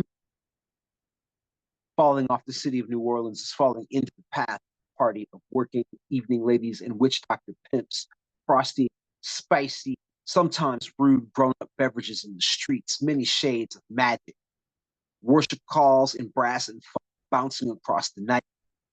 Being lucky to fall off the city of New Orleans is enough luck to walk off of a riverboat, $360 sweated off a blackjack dealer to pay your traveler's log. Begin to pick yourself, straighten, amble to the train station, wondering with your brother when you will do it again. Falling off the city of New Orleans means carrying the night and Memphis and the Mississippi River and Chicago and game, ink, and taste in your stash, saddled to a rowdy iron horse, trumpet player in the saddle. JT and me can't hear come back over the brass ringing in our ears, the gumbo still working these guts so sweetly, the voodoo telling after bedtime stories of bittersweet Americana.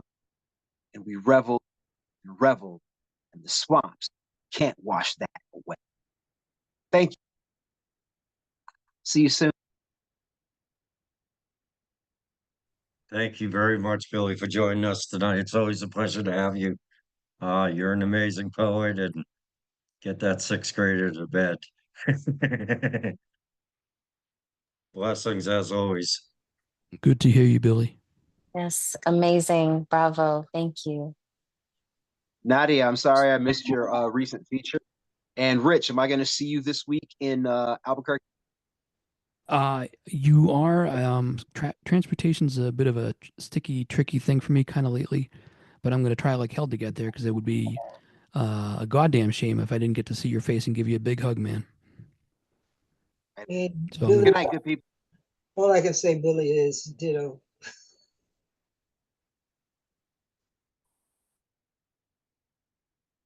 Thank you, Avash. All right, thank you very much, Billy. Seems like we've lost Nemo. So up next, Black Salt. If you have another piece you'd like to share with us.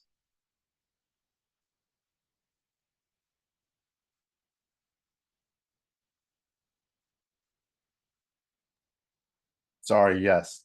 Hold on a second. Let me unplug from the matrix a little bit. My heater's going off and maybe you can't hear it, but it's distracting me. Give me 1 second.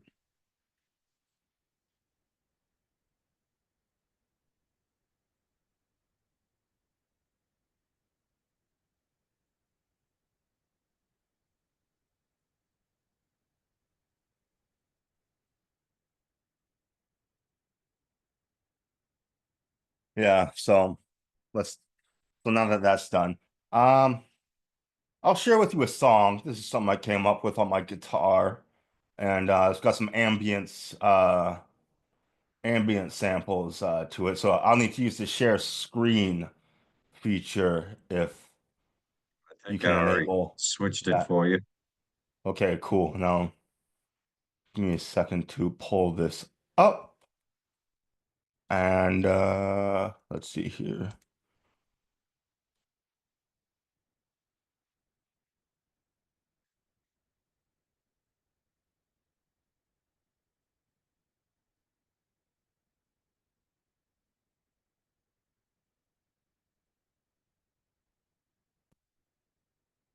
And so this is I actually just added this to my Salt and Light and Soldiers Light playlist on my channel. And it's yeah. And so there's 2 songs on this playlist plus this kind of fun video talking about the meaning behind salt and light. It comes it has a lot of biblical significance, salt and light. And but besides that, this piece is called Memento Mori, and this is kind of like my theme song. I've kind of um selfishly kind of adopted this song as my own, as kind of my own theme song because I really like it. It's got a lot of significance for me, and so it's called Memento Mori. And if you're not familiar with Memento Mori, it is that's actually Latin, and it's means remember death or remember you must die. And so I kind of adopted that because I would kind of like I kind of have this fantasy of this being played at my funeral. Kind of a dark thing to say, but I mean, let's face it, memento mori, we're only mortals. And so that's where it comes from. I forget it was a Latin oh wait, or I think it's I think it comes from a Greek philosopher. I think it's a Greek philosopher or something that's famous for this memento mori. Or starts with a C, I think, but I don't know. But anyway, before I get long-winded, I'll go ahead and play you this track. Hope you like it. Memento Mori. Let me know if you can hear it, okay?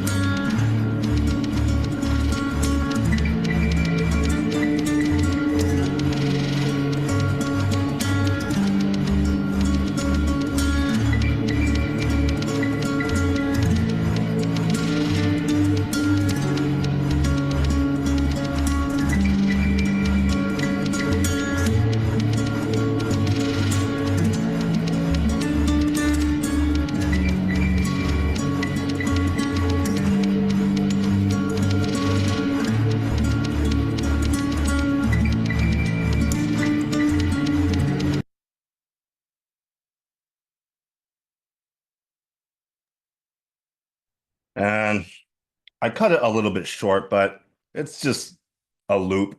And I'll plug the link in the chat so you can just go back and, it's on my public YouTube channel. You can come back and swing around to it, make a U-turn if it suits your fancy. And so that's what I got for tonight.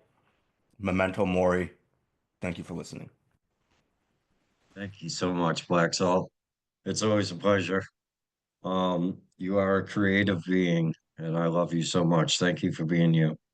Hey, thank you. Thank you. Absolutely. Absolutely. On deck, we have Nadia, but up next, Mr. CP Mays.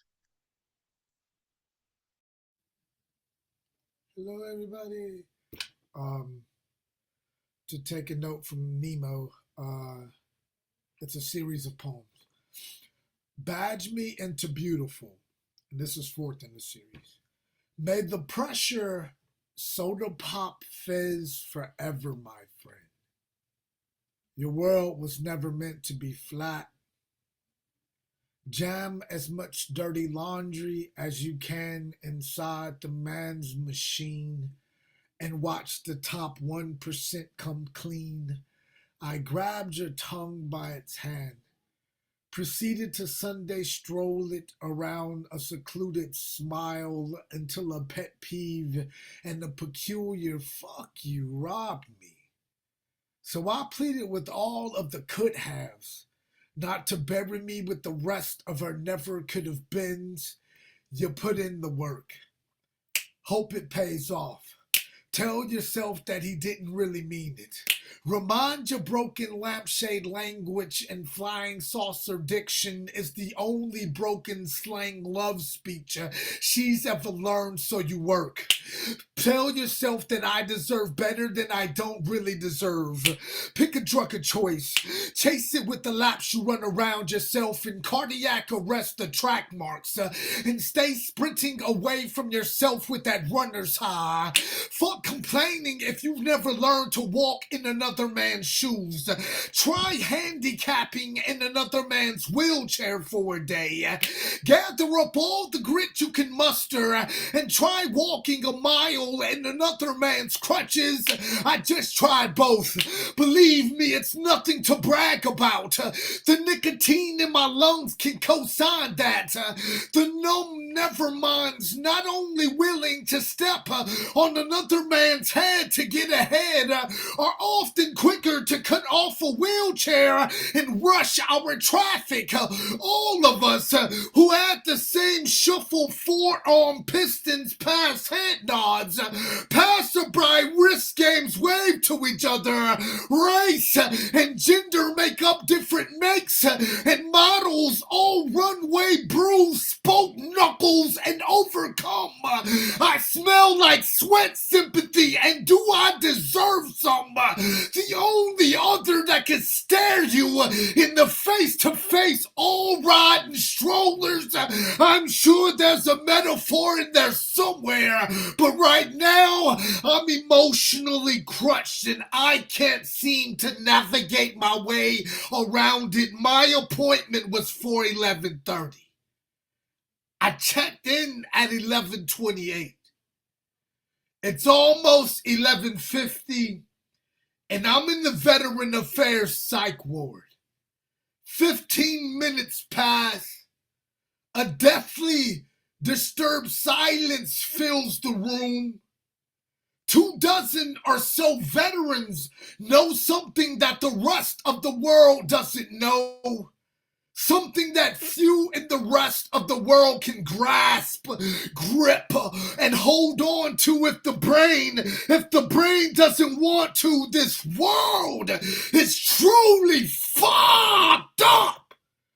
And no one embraces that shit, let alone truly cares, unless some body cavity can turn a great profit. The next doctor walks in, gently vibrates a name into the room until heads making eye contact with the rest of Army, Air Force, Navy, Marines, waiting for their psychiatric meds to bingo their cachet.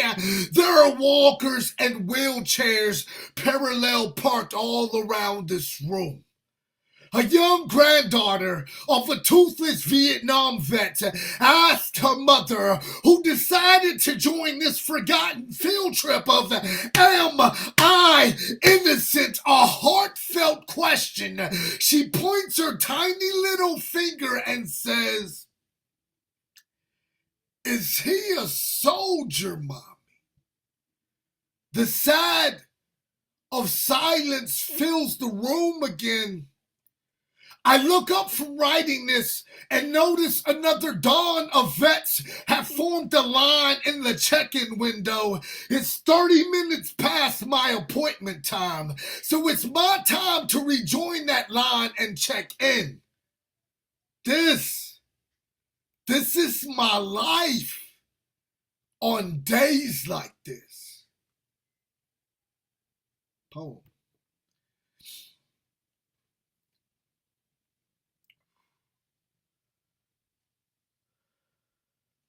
CP, all your words are so powerful. I love your writing, your style, the way you deliver it. I mean, you're like the poet preacher, and I am in church, brother. Thank you. Like really thank you. For so long, the awkward writing style and like the natural way I read poetry since like middle school, it was all crickets and record scratches and shit, you know? So Right. like to hear people like say they like it now, it really it means something. Like it doesn't just roll off my back. It really means something. So thank you. No, you're an incredible writer and a credible performer. Yeah. And I am blessed to be a part of this and be a part of this room. And the talent, Yeah. the beautiful people that I get to listen to every single Monday night. It really is a blessing. And Yeah. each and every one of you helped me become better, whether you understand it or not, or know it or not. Yeah. It's a beautiful thing, and I'm just blessed every week that we do this. So thank you for you being you, and for everybody else in this room for being them. And um, I love all y'all so much. Thank you. I feel you, brother. Like I really do feel that. Thank y'all. Thank y'all. And great work, Mr. Mays, as usual. Your combustibility indoors. Thank you. You're welcome. If I could get on some epitomize a rat and put it on a pedestal type writing, oh, I'll be an animal. So I'm coming for you, Rich. I'm learning from you with every reading. I really am. So thank you. Well, much obliged. The feeling is very mutual. As a person who's been very anti-war and anti-military all of my life, I'm so grateful that you can talk about what that actually means. And so thank you. I think it's important that the world sees that side, of the damage it's done. And I wish they would take all these old farts that love war and all this stuff so much, put them in a room and let them do each other out.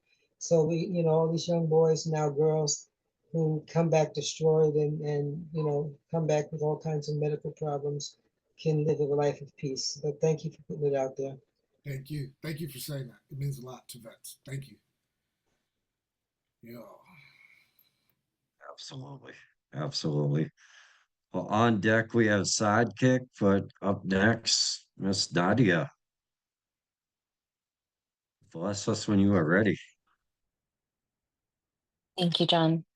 These poems I wrote a while ago, but they were inspired by Sidekick bringing up the topic of chronic illness.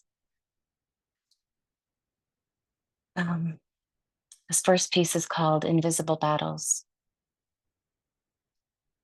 Every chronic illness carries its weight, a shadow beyond the label's name or fate. It etches itself into daily life, a reminder of struggle, resilience, and strife. But every being deserves honor, a sanctuary of support, a space to feel safe, unencumbered. Even amidst any life storms, sometimes labeled crises, chaos, reforms. Quality of life is a delicate thread, holding meaning even in phases that feel twisted, misleading, where anxiety and depression rise like uninvited guests. When love is withheld, hope becomes a masked stranger and the light seems so far away. Symptoms overlap, layering fatigue, daily tasks morph into mountains to climb. The energy reserves shift, a reservoir that ebbs and flows, yet somehow through the exhaustion, the inner fire refuses to dim. Passions are found in the folds of healing.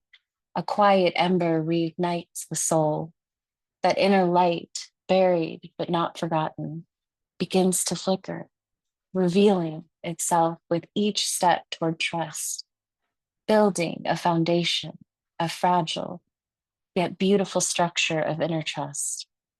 Moments of joy laid brick by brick, simple but unyielding, each one robust in its presence. Worth is discovered in the quiet spaces where the noise of the world cannot intrude. A self-connection deepens, grace unfurls like a hidden bloom. Treasures buried in the darkness, each hardship leaves a spark behind. The turmoil clears and the sparks begin to shine, glowing brighter, a constellation of resilience, a map to the beauty that only healing can reveal. Poem. The second piece is about chronic fatigue. It's called Rest Like a Corpse. The mind, body, and soul demand balance. The scales teeter, searching for stillness. Rest. The unseen salve, the silent healer. A whisper guiding synchronicities to align with what's best. Resting like a corpse, sinking into the earth's quiet embrace, heals the layers of scorn, carved deep by life's relentless hands, each attempt a new case, a different kind of grace. Lying still, like a fallen leaf in the autumn, spiraling gently into its place of peace, or settling like dust on an abandoned shelf, unmoved, untouched, until time itself dissolves its weight, quiet as a graveyard under a moonlit sky. Rest becomes the ember of a dying fire, flickering softly until it finds the calm of ash, ashes in a cold fireplace, surrendering completely, becoming one with the healing space. Still as the space between the stars, the mind drifts into a cosmic quiet, floating far beyond the noise. In the stillness, healing pours in, a restoration deeper than words, resting like a ghost in the hollow of an abandoned home, silent and weightless, or like the forest after a storm. Every tree standing motionless, breathing in the aftermath of peace, motionless as a spider web in still air. Rest creates presence, a sanctuary of self-care, where the frayed threads of being can finally weave themselves whole. The body and mind were never meant to run endlessly, to grind against the grain of exhaustion, even when the weight of external demands presses heavy on the soul. Rest whispers, pause, and find yourself again. Intentional effort is the doorway, the choice to sink into stillness, to honor the beauty of the body's quiet pleas, to providing healing that is inspired, that reaches deeper than action ever could. For in rest, there is a kind of resurrection, a return to balance, to breath, to the space where one becomes whole again. Poem.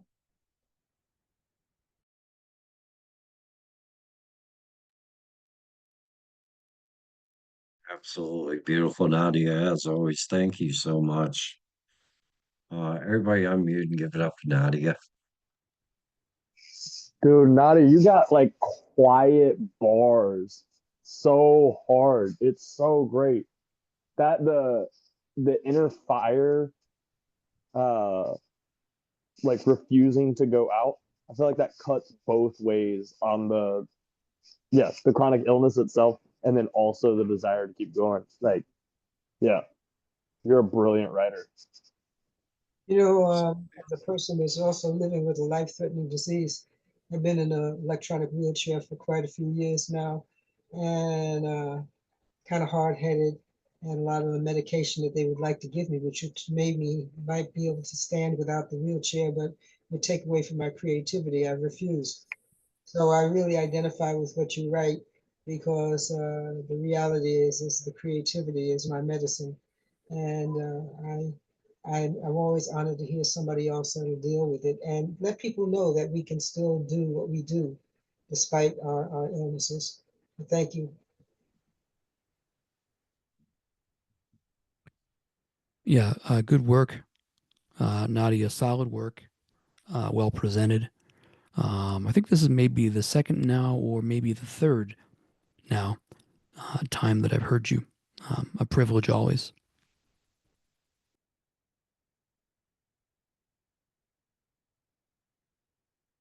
Right. Thank you very much, Nadia.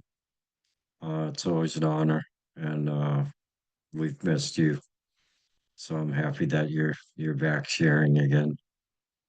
On deck we have Avacha, but up next, let's give it up for Sidekick.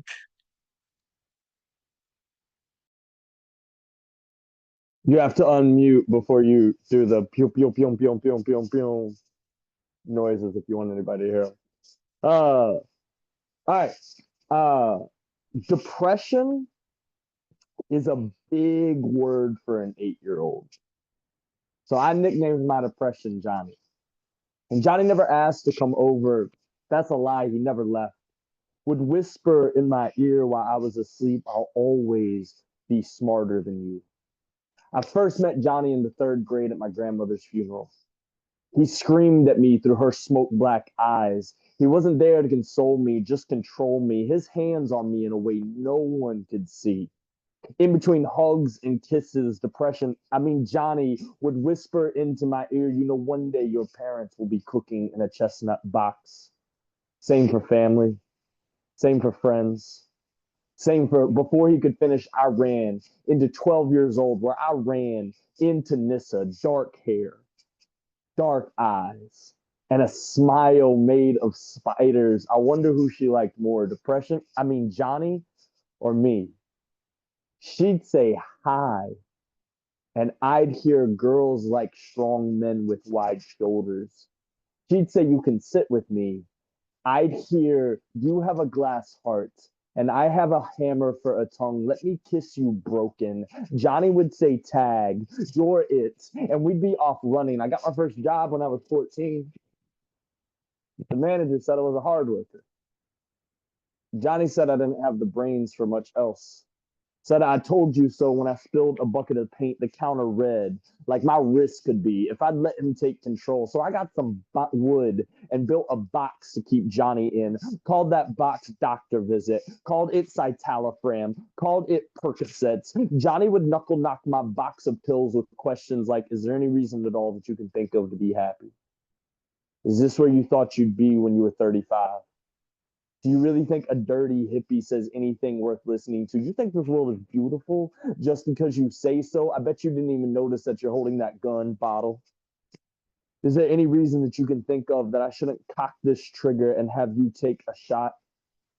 Put it to your head, mouth click, drink away the sadness. I thought the pills made me faster. I thought the alcohol made me smarter on my worst days. He'd confiscate my identity until I did something about it. I stopped running and started living. Every day I wake up, breathe. Hug my wife, live. High five my son, breathe. Kiss my daughter, live. Johnny hates me a little more, and I love it.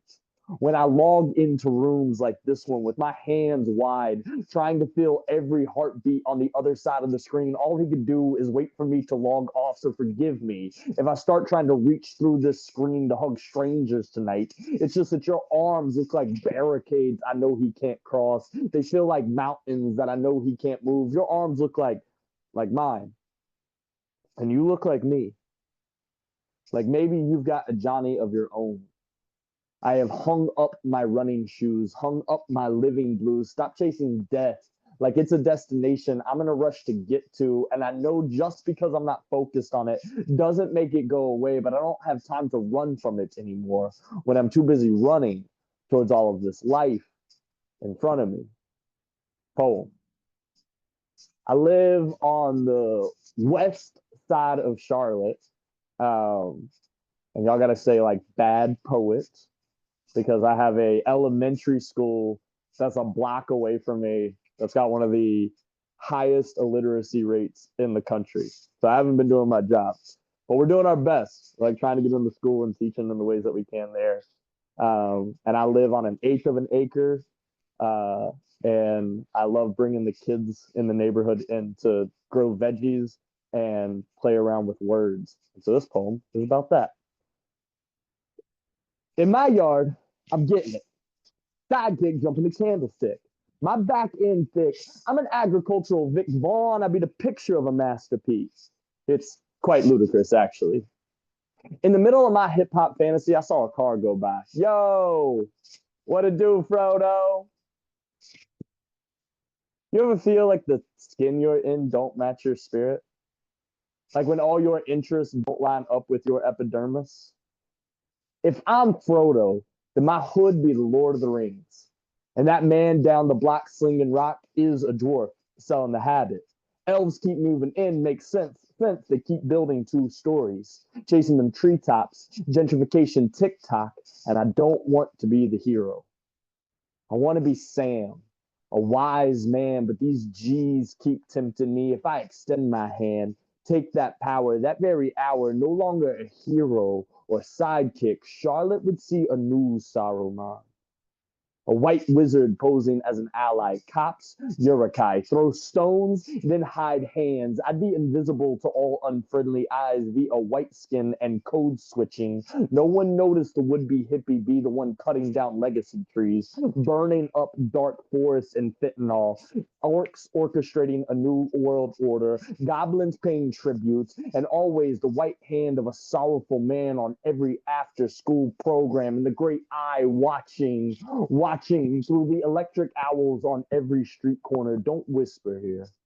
Don't tempt me with the title of Frodo when deep in my heart I cut a part of me off. It means breaking bridges. I will hold my tongue except to scream at the would-be evil revealed by greed. You shall not pass. Cut him off, but not the beard. If war, I will go full Tom, bomb, bang, bang. Here's the deal. 3 blocks away from Jordan Bailey, 1 block away from me, is the elementary school with one of the highest illiteracy rates in the country. I'm not Frodo, y'all. I just kind of look like him. My spirit don't fit my skin. Our hero is in Thomasboro Elementary, waiting to be called out. But we have not become Hobbiton in the hood, have not taken the Shire to the streets, as long as he's still in there, waiting to be introduced to a story that he can't read yet. But there's still some good in this world, Mr. Frodo, and it's worth fighting for. So I go there, like Sam, a wise man, with my simple gifts in hand of the ABCs and these stories, and I place them at the feet of a child who, to me, looks like a king. Poem.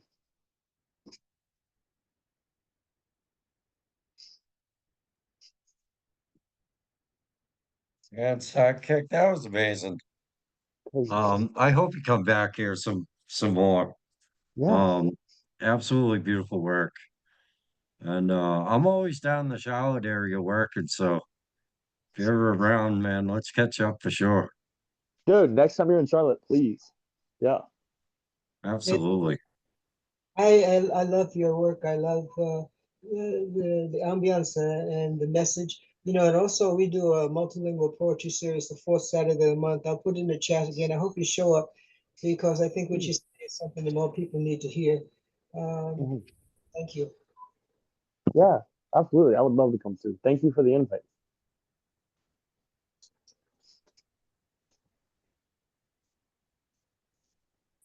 All right. Well, I was go ahead, Rich. gonna, yeah, I was just gonna pay the gentleman a compliment. Sidekick, Mhm. your presentation was more than imaginative.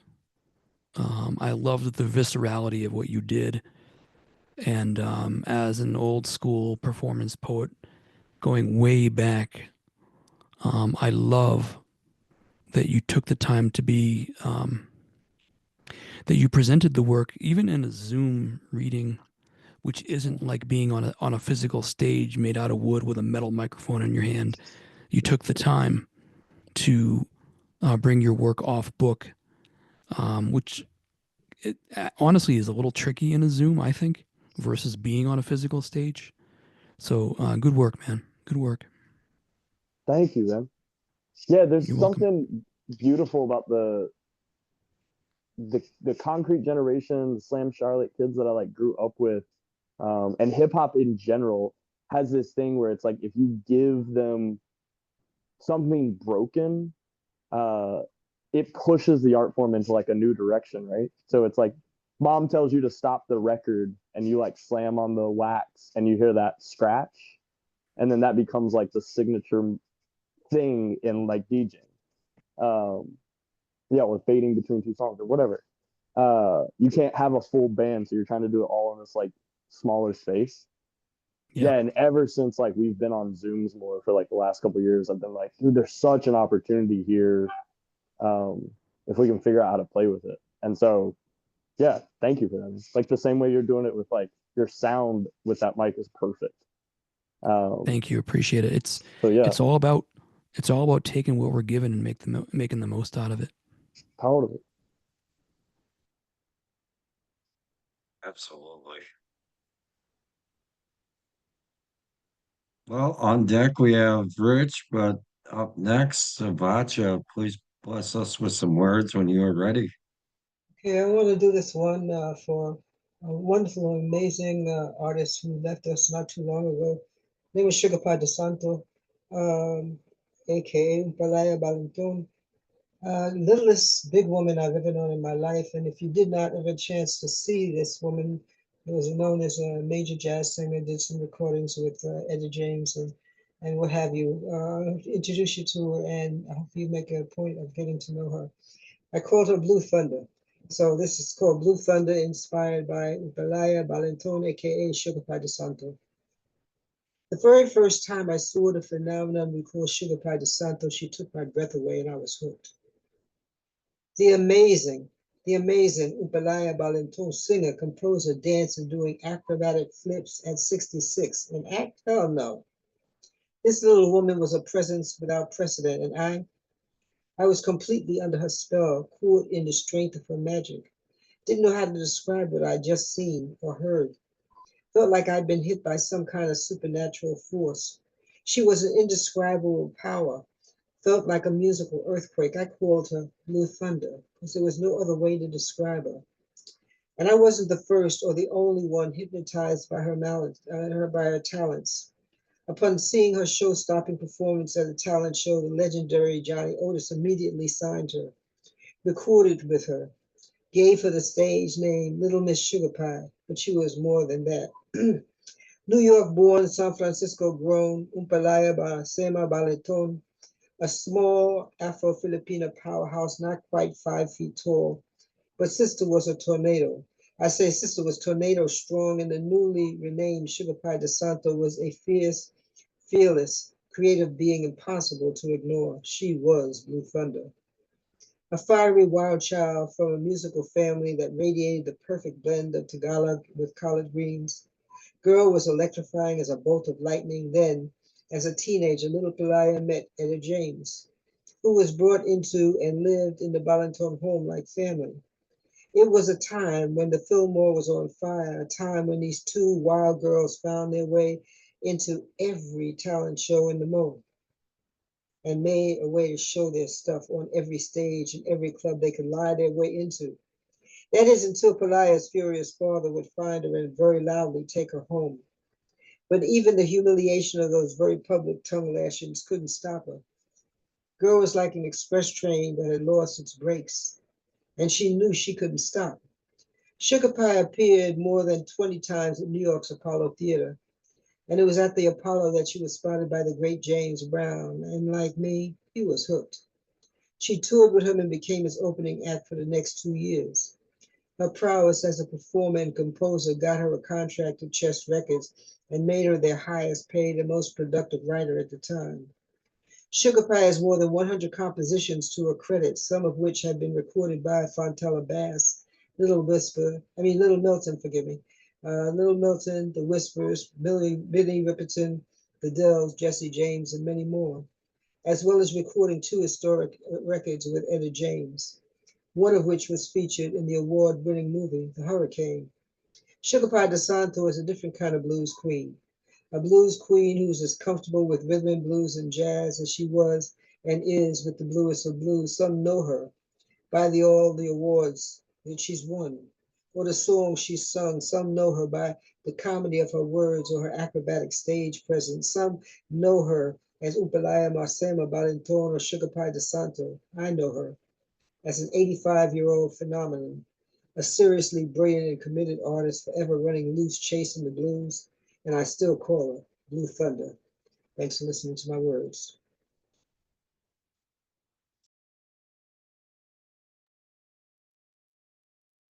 Thank you, Avacha.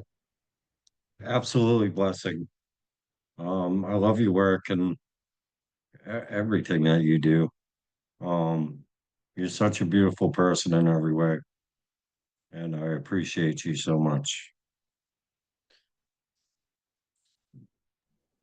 Yeah, it is great to hear you, Avacha. Just great, as always. And am I coming in? I want to make sure I didn't lose a connection. I had a little light Yeah, you flash over here. sound You can great. still hear me. Okay, good, Mm-hmm. good. All right. Okay. So this first poem out of this set, I guess, right, is called "Let It Be a Child Who Finds Me."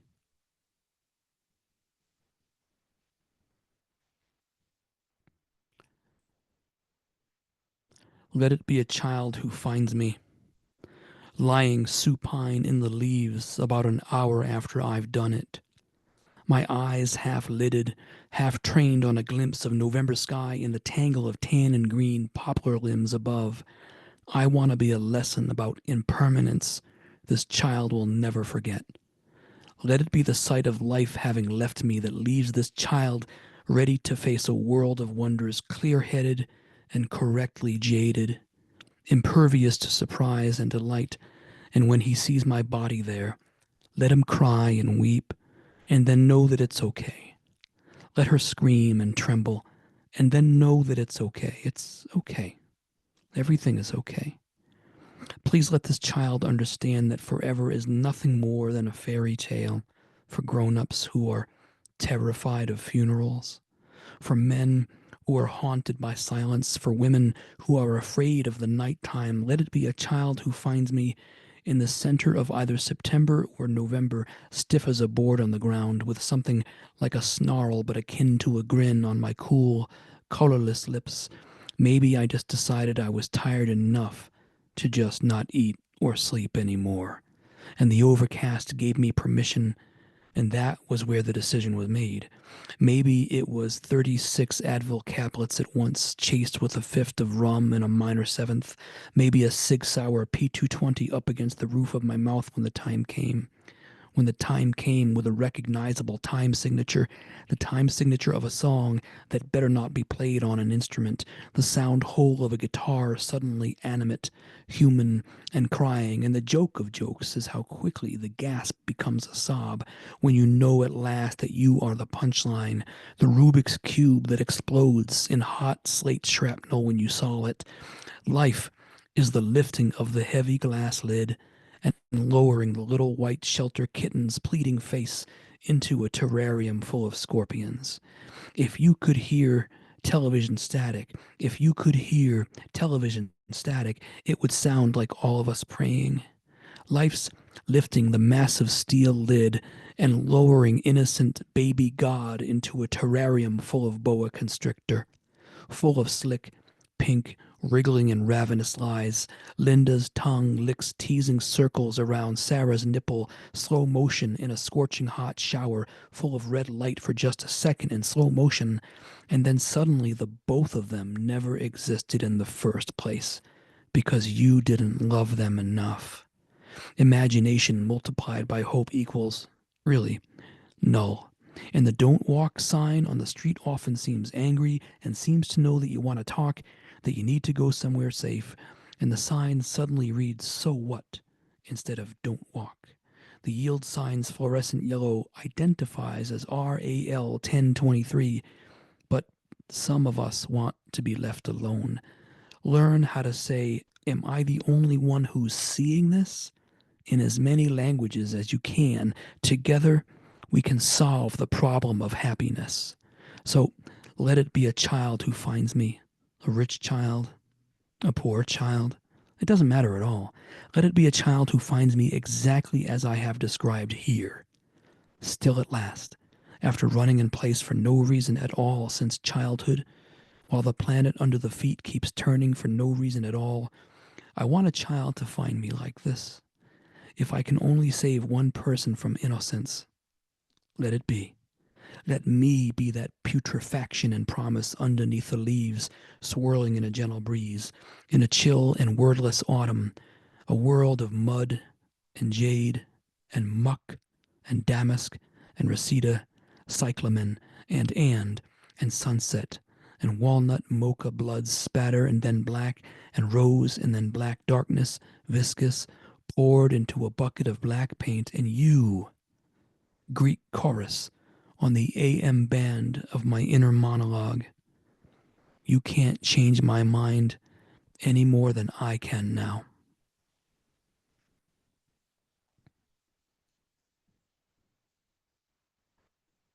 The second poem, I had to say goodbye to my beloved cat in November. I guess maybe I'm still trying to be past it. So I wrote this poem, and it was what I was able to get out of the trip to take her to be euthanized. She was very ill, and I'd had this beloved cat for quite a number of years. And this poem was published in that first poem I just read now was published, and this one was too. This one was published in a place called the Yanoya Review, and my thanks to the editor for giving this a home. And this poem is called Halfway to Santa Fe for Callie. You are more quiet than a secret in your pretty pink carrier, unaware of my tears on the afternoon drive up 25 North. My foot keeps the needle at 70, wanting this part of the journey abbreviated, wanting all your pain to be over, wanting your freedom to come for you. Blinding fires in the corners of my eyes, the gold and red sands on either side of the highway, beautiful, exasperating, deafening. According to Google Maps, you will hear me weeping my last goodbye to you in about 25 minutes. Steady snowfall of sorrow in a warm exam room. When it is done, I trudge to my car with an empty carrier in my hands. seeing all the world through the heavy rain in my eyes, late on a pretty and clear New Mexico afternoon.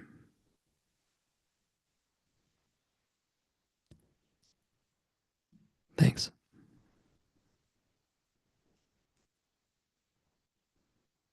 Thank you very much, Rich. So beautiful. Absolutely amazing as always. Everybody Thank you. unmute and give it up for Rich, please, at this time. Powerful. Very deeply felt. Thank you for sharing that.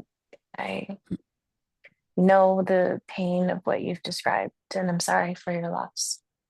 Thank you, Nadia. That means a lot. She was a real good girl, and she was my darling. Always will be. Absolutely. Absolutely. And with that, we're gonna wrap up this evening. I have to get up early tomorrow, but I want to thank each and every one of you for being here. Not just tonight, but week after week. Um, y'all are such beautiful souls, and your writing means so much to me. And it truly is a blessing to be amongst such beautiful, beautiful people, beautiful souls, and beautiful writers. Thank you, So, John, for bringing up this platform and providing a place for us here to be sharing our work. That's a debt that I think everybody who participates in this owes, is at least a word of thanks to you for doing this. You I know, appreciate that. Yeah, I agree. The only regret that I have is that you're talking about going without giving us a poem to go with. All right, now that you're asking, I'll find something. I Good. think Avacha's got your number right there. She's got your number right there. Egg. I've honestly been, I just started my book, so I've been kind of mostly focused on that. But let me see if I can find some of my other squabblings.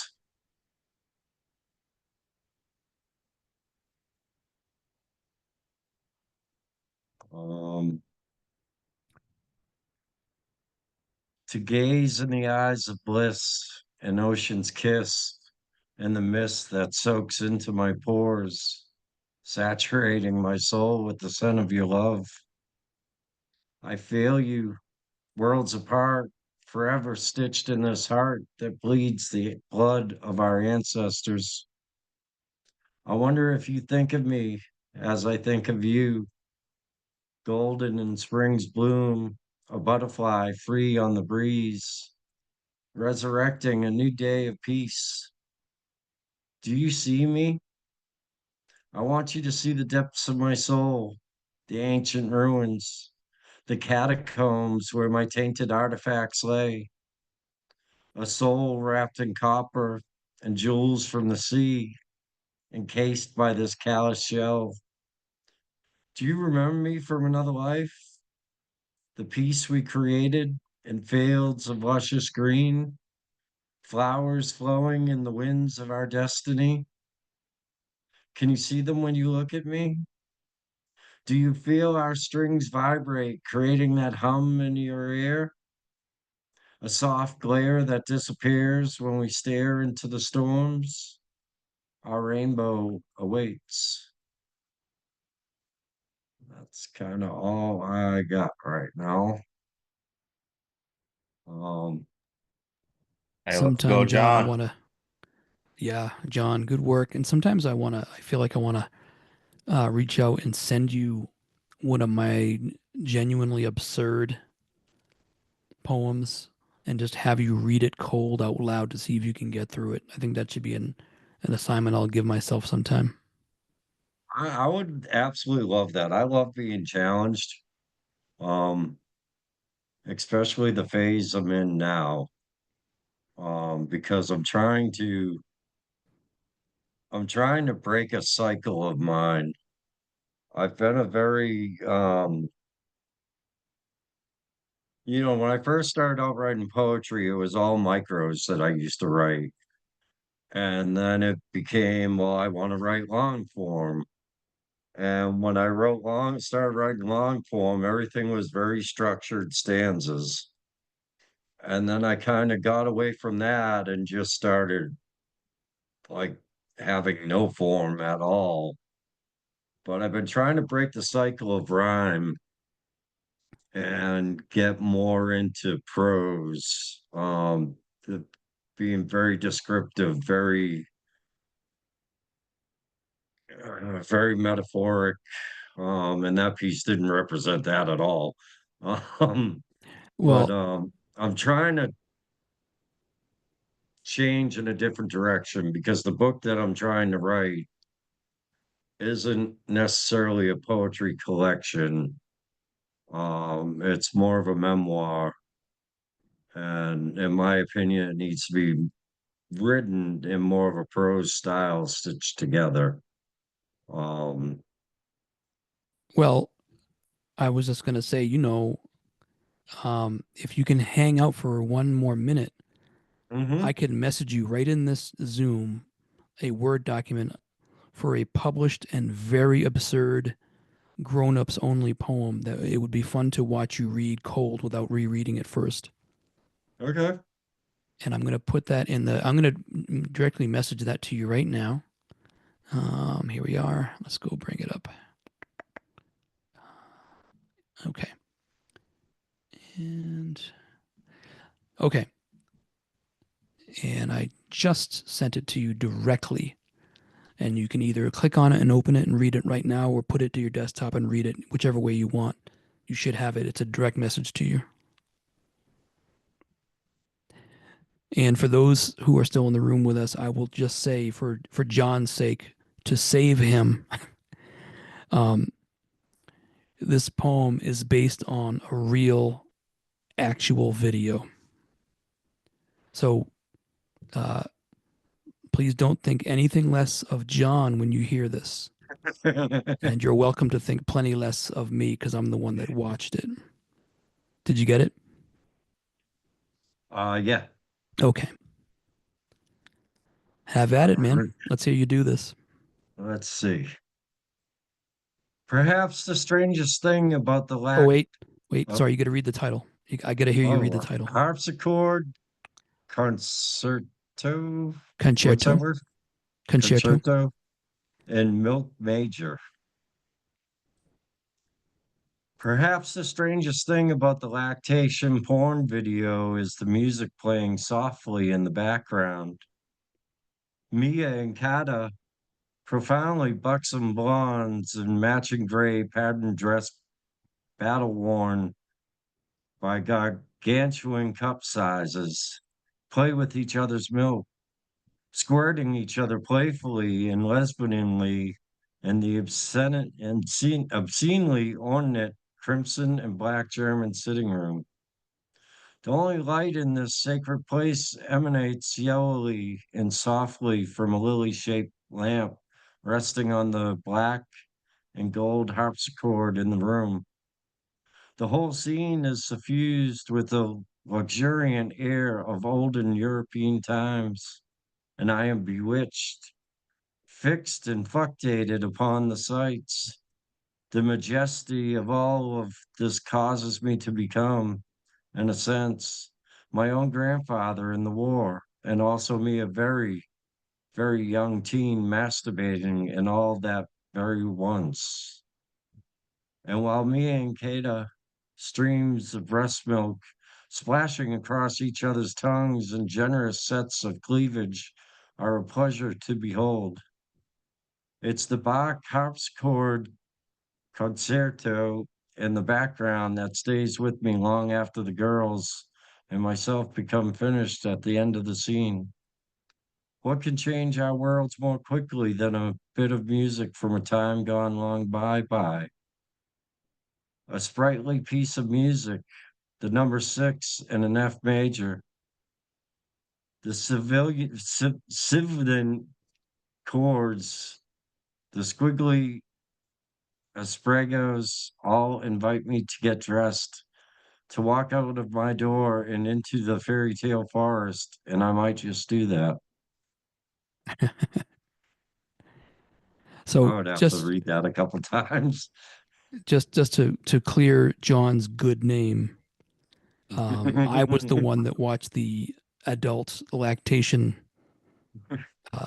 fake lesbian video and wrote that poem based on it. That's actually a published poem. The editor, I remain shocked and pleased to say, published that poem, and yeah. So lest anyone think less of John, don't. John's a good guy. So Oh, believe me, I've written some wild shit. thank you for reading that.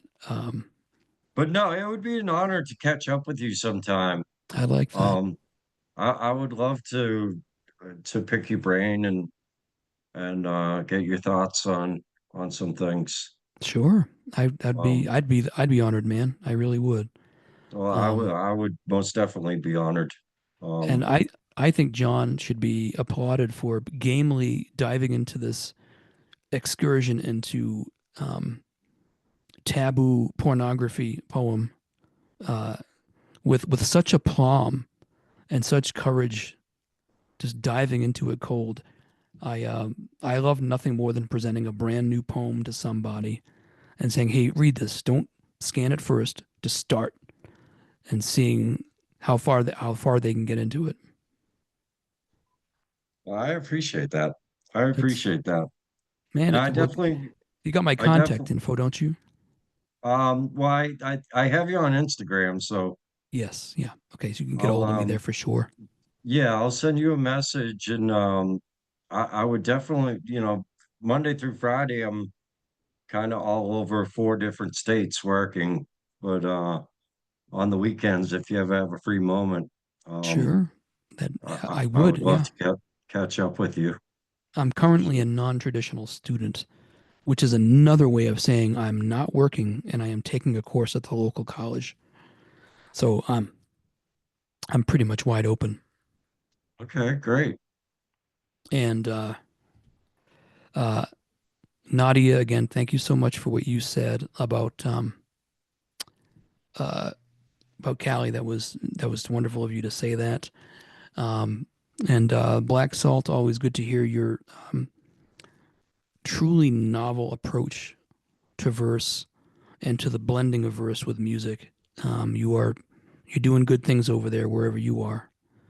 Avacha, as always, hearing what you're bringing to the table each time I'm here is it's a wonder. You have never, not a once, not surprised me with what you're bringing with your own work. Sometimes when you share something by somebody else, it's always elevating and enlightening, like twofold in those two different streams. So thank you for that, very very much. And I'm going to say goodnight. Thank you very much, everybody. And if you want to just reach out and touch, you know where to get me. I'm on Instagram as fabulism24. Have a great night. And folks, thank you, everybody, and stay safe. Be kind to each other. It's the only way we're going to get through this madness. Absolutely. Agreed. Absolutely. Good night, everyone. Good night, everybody.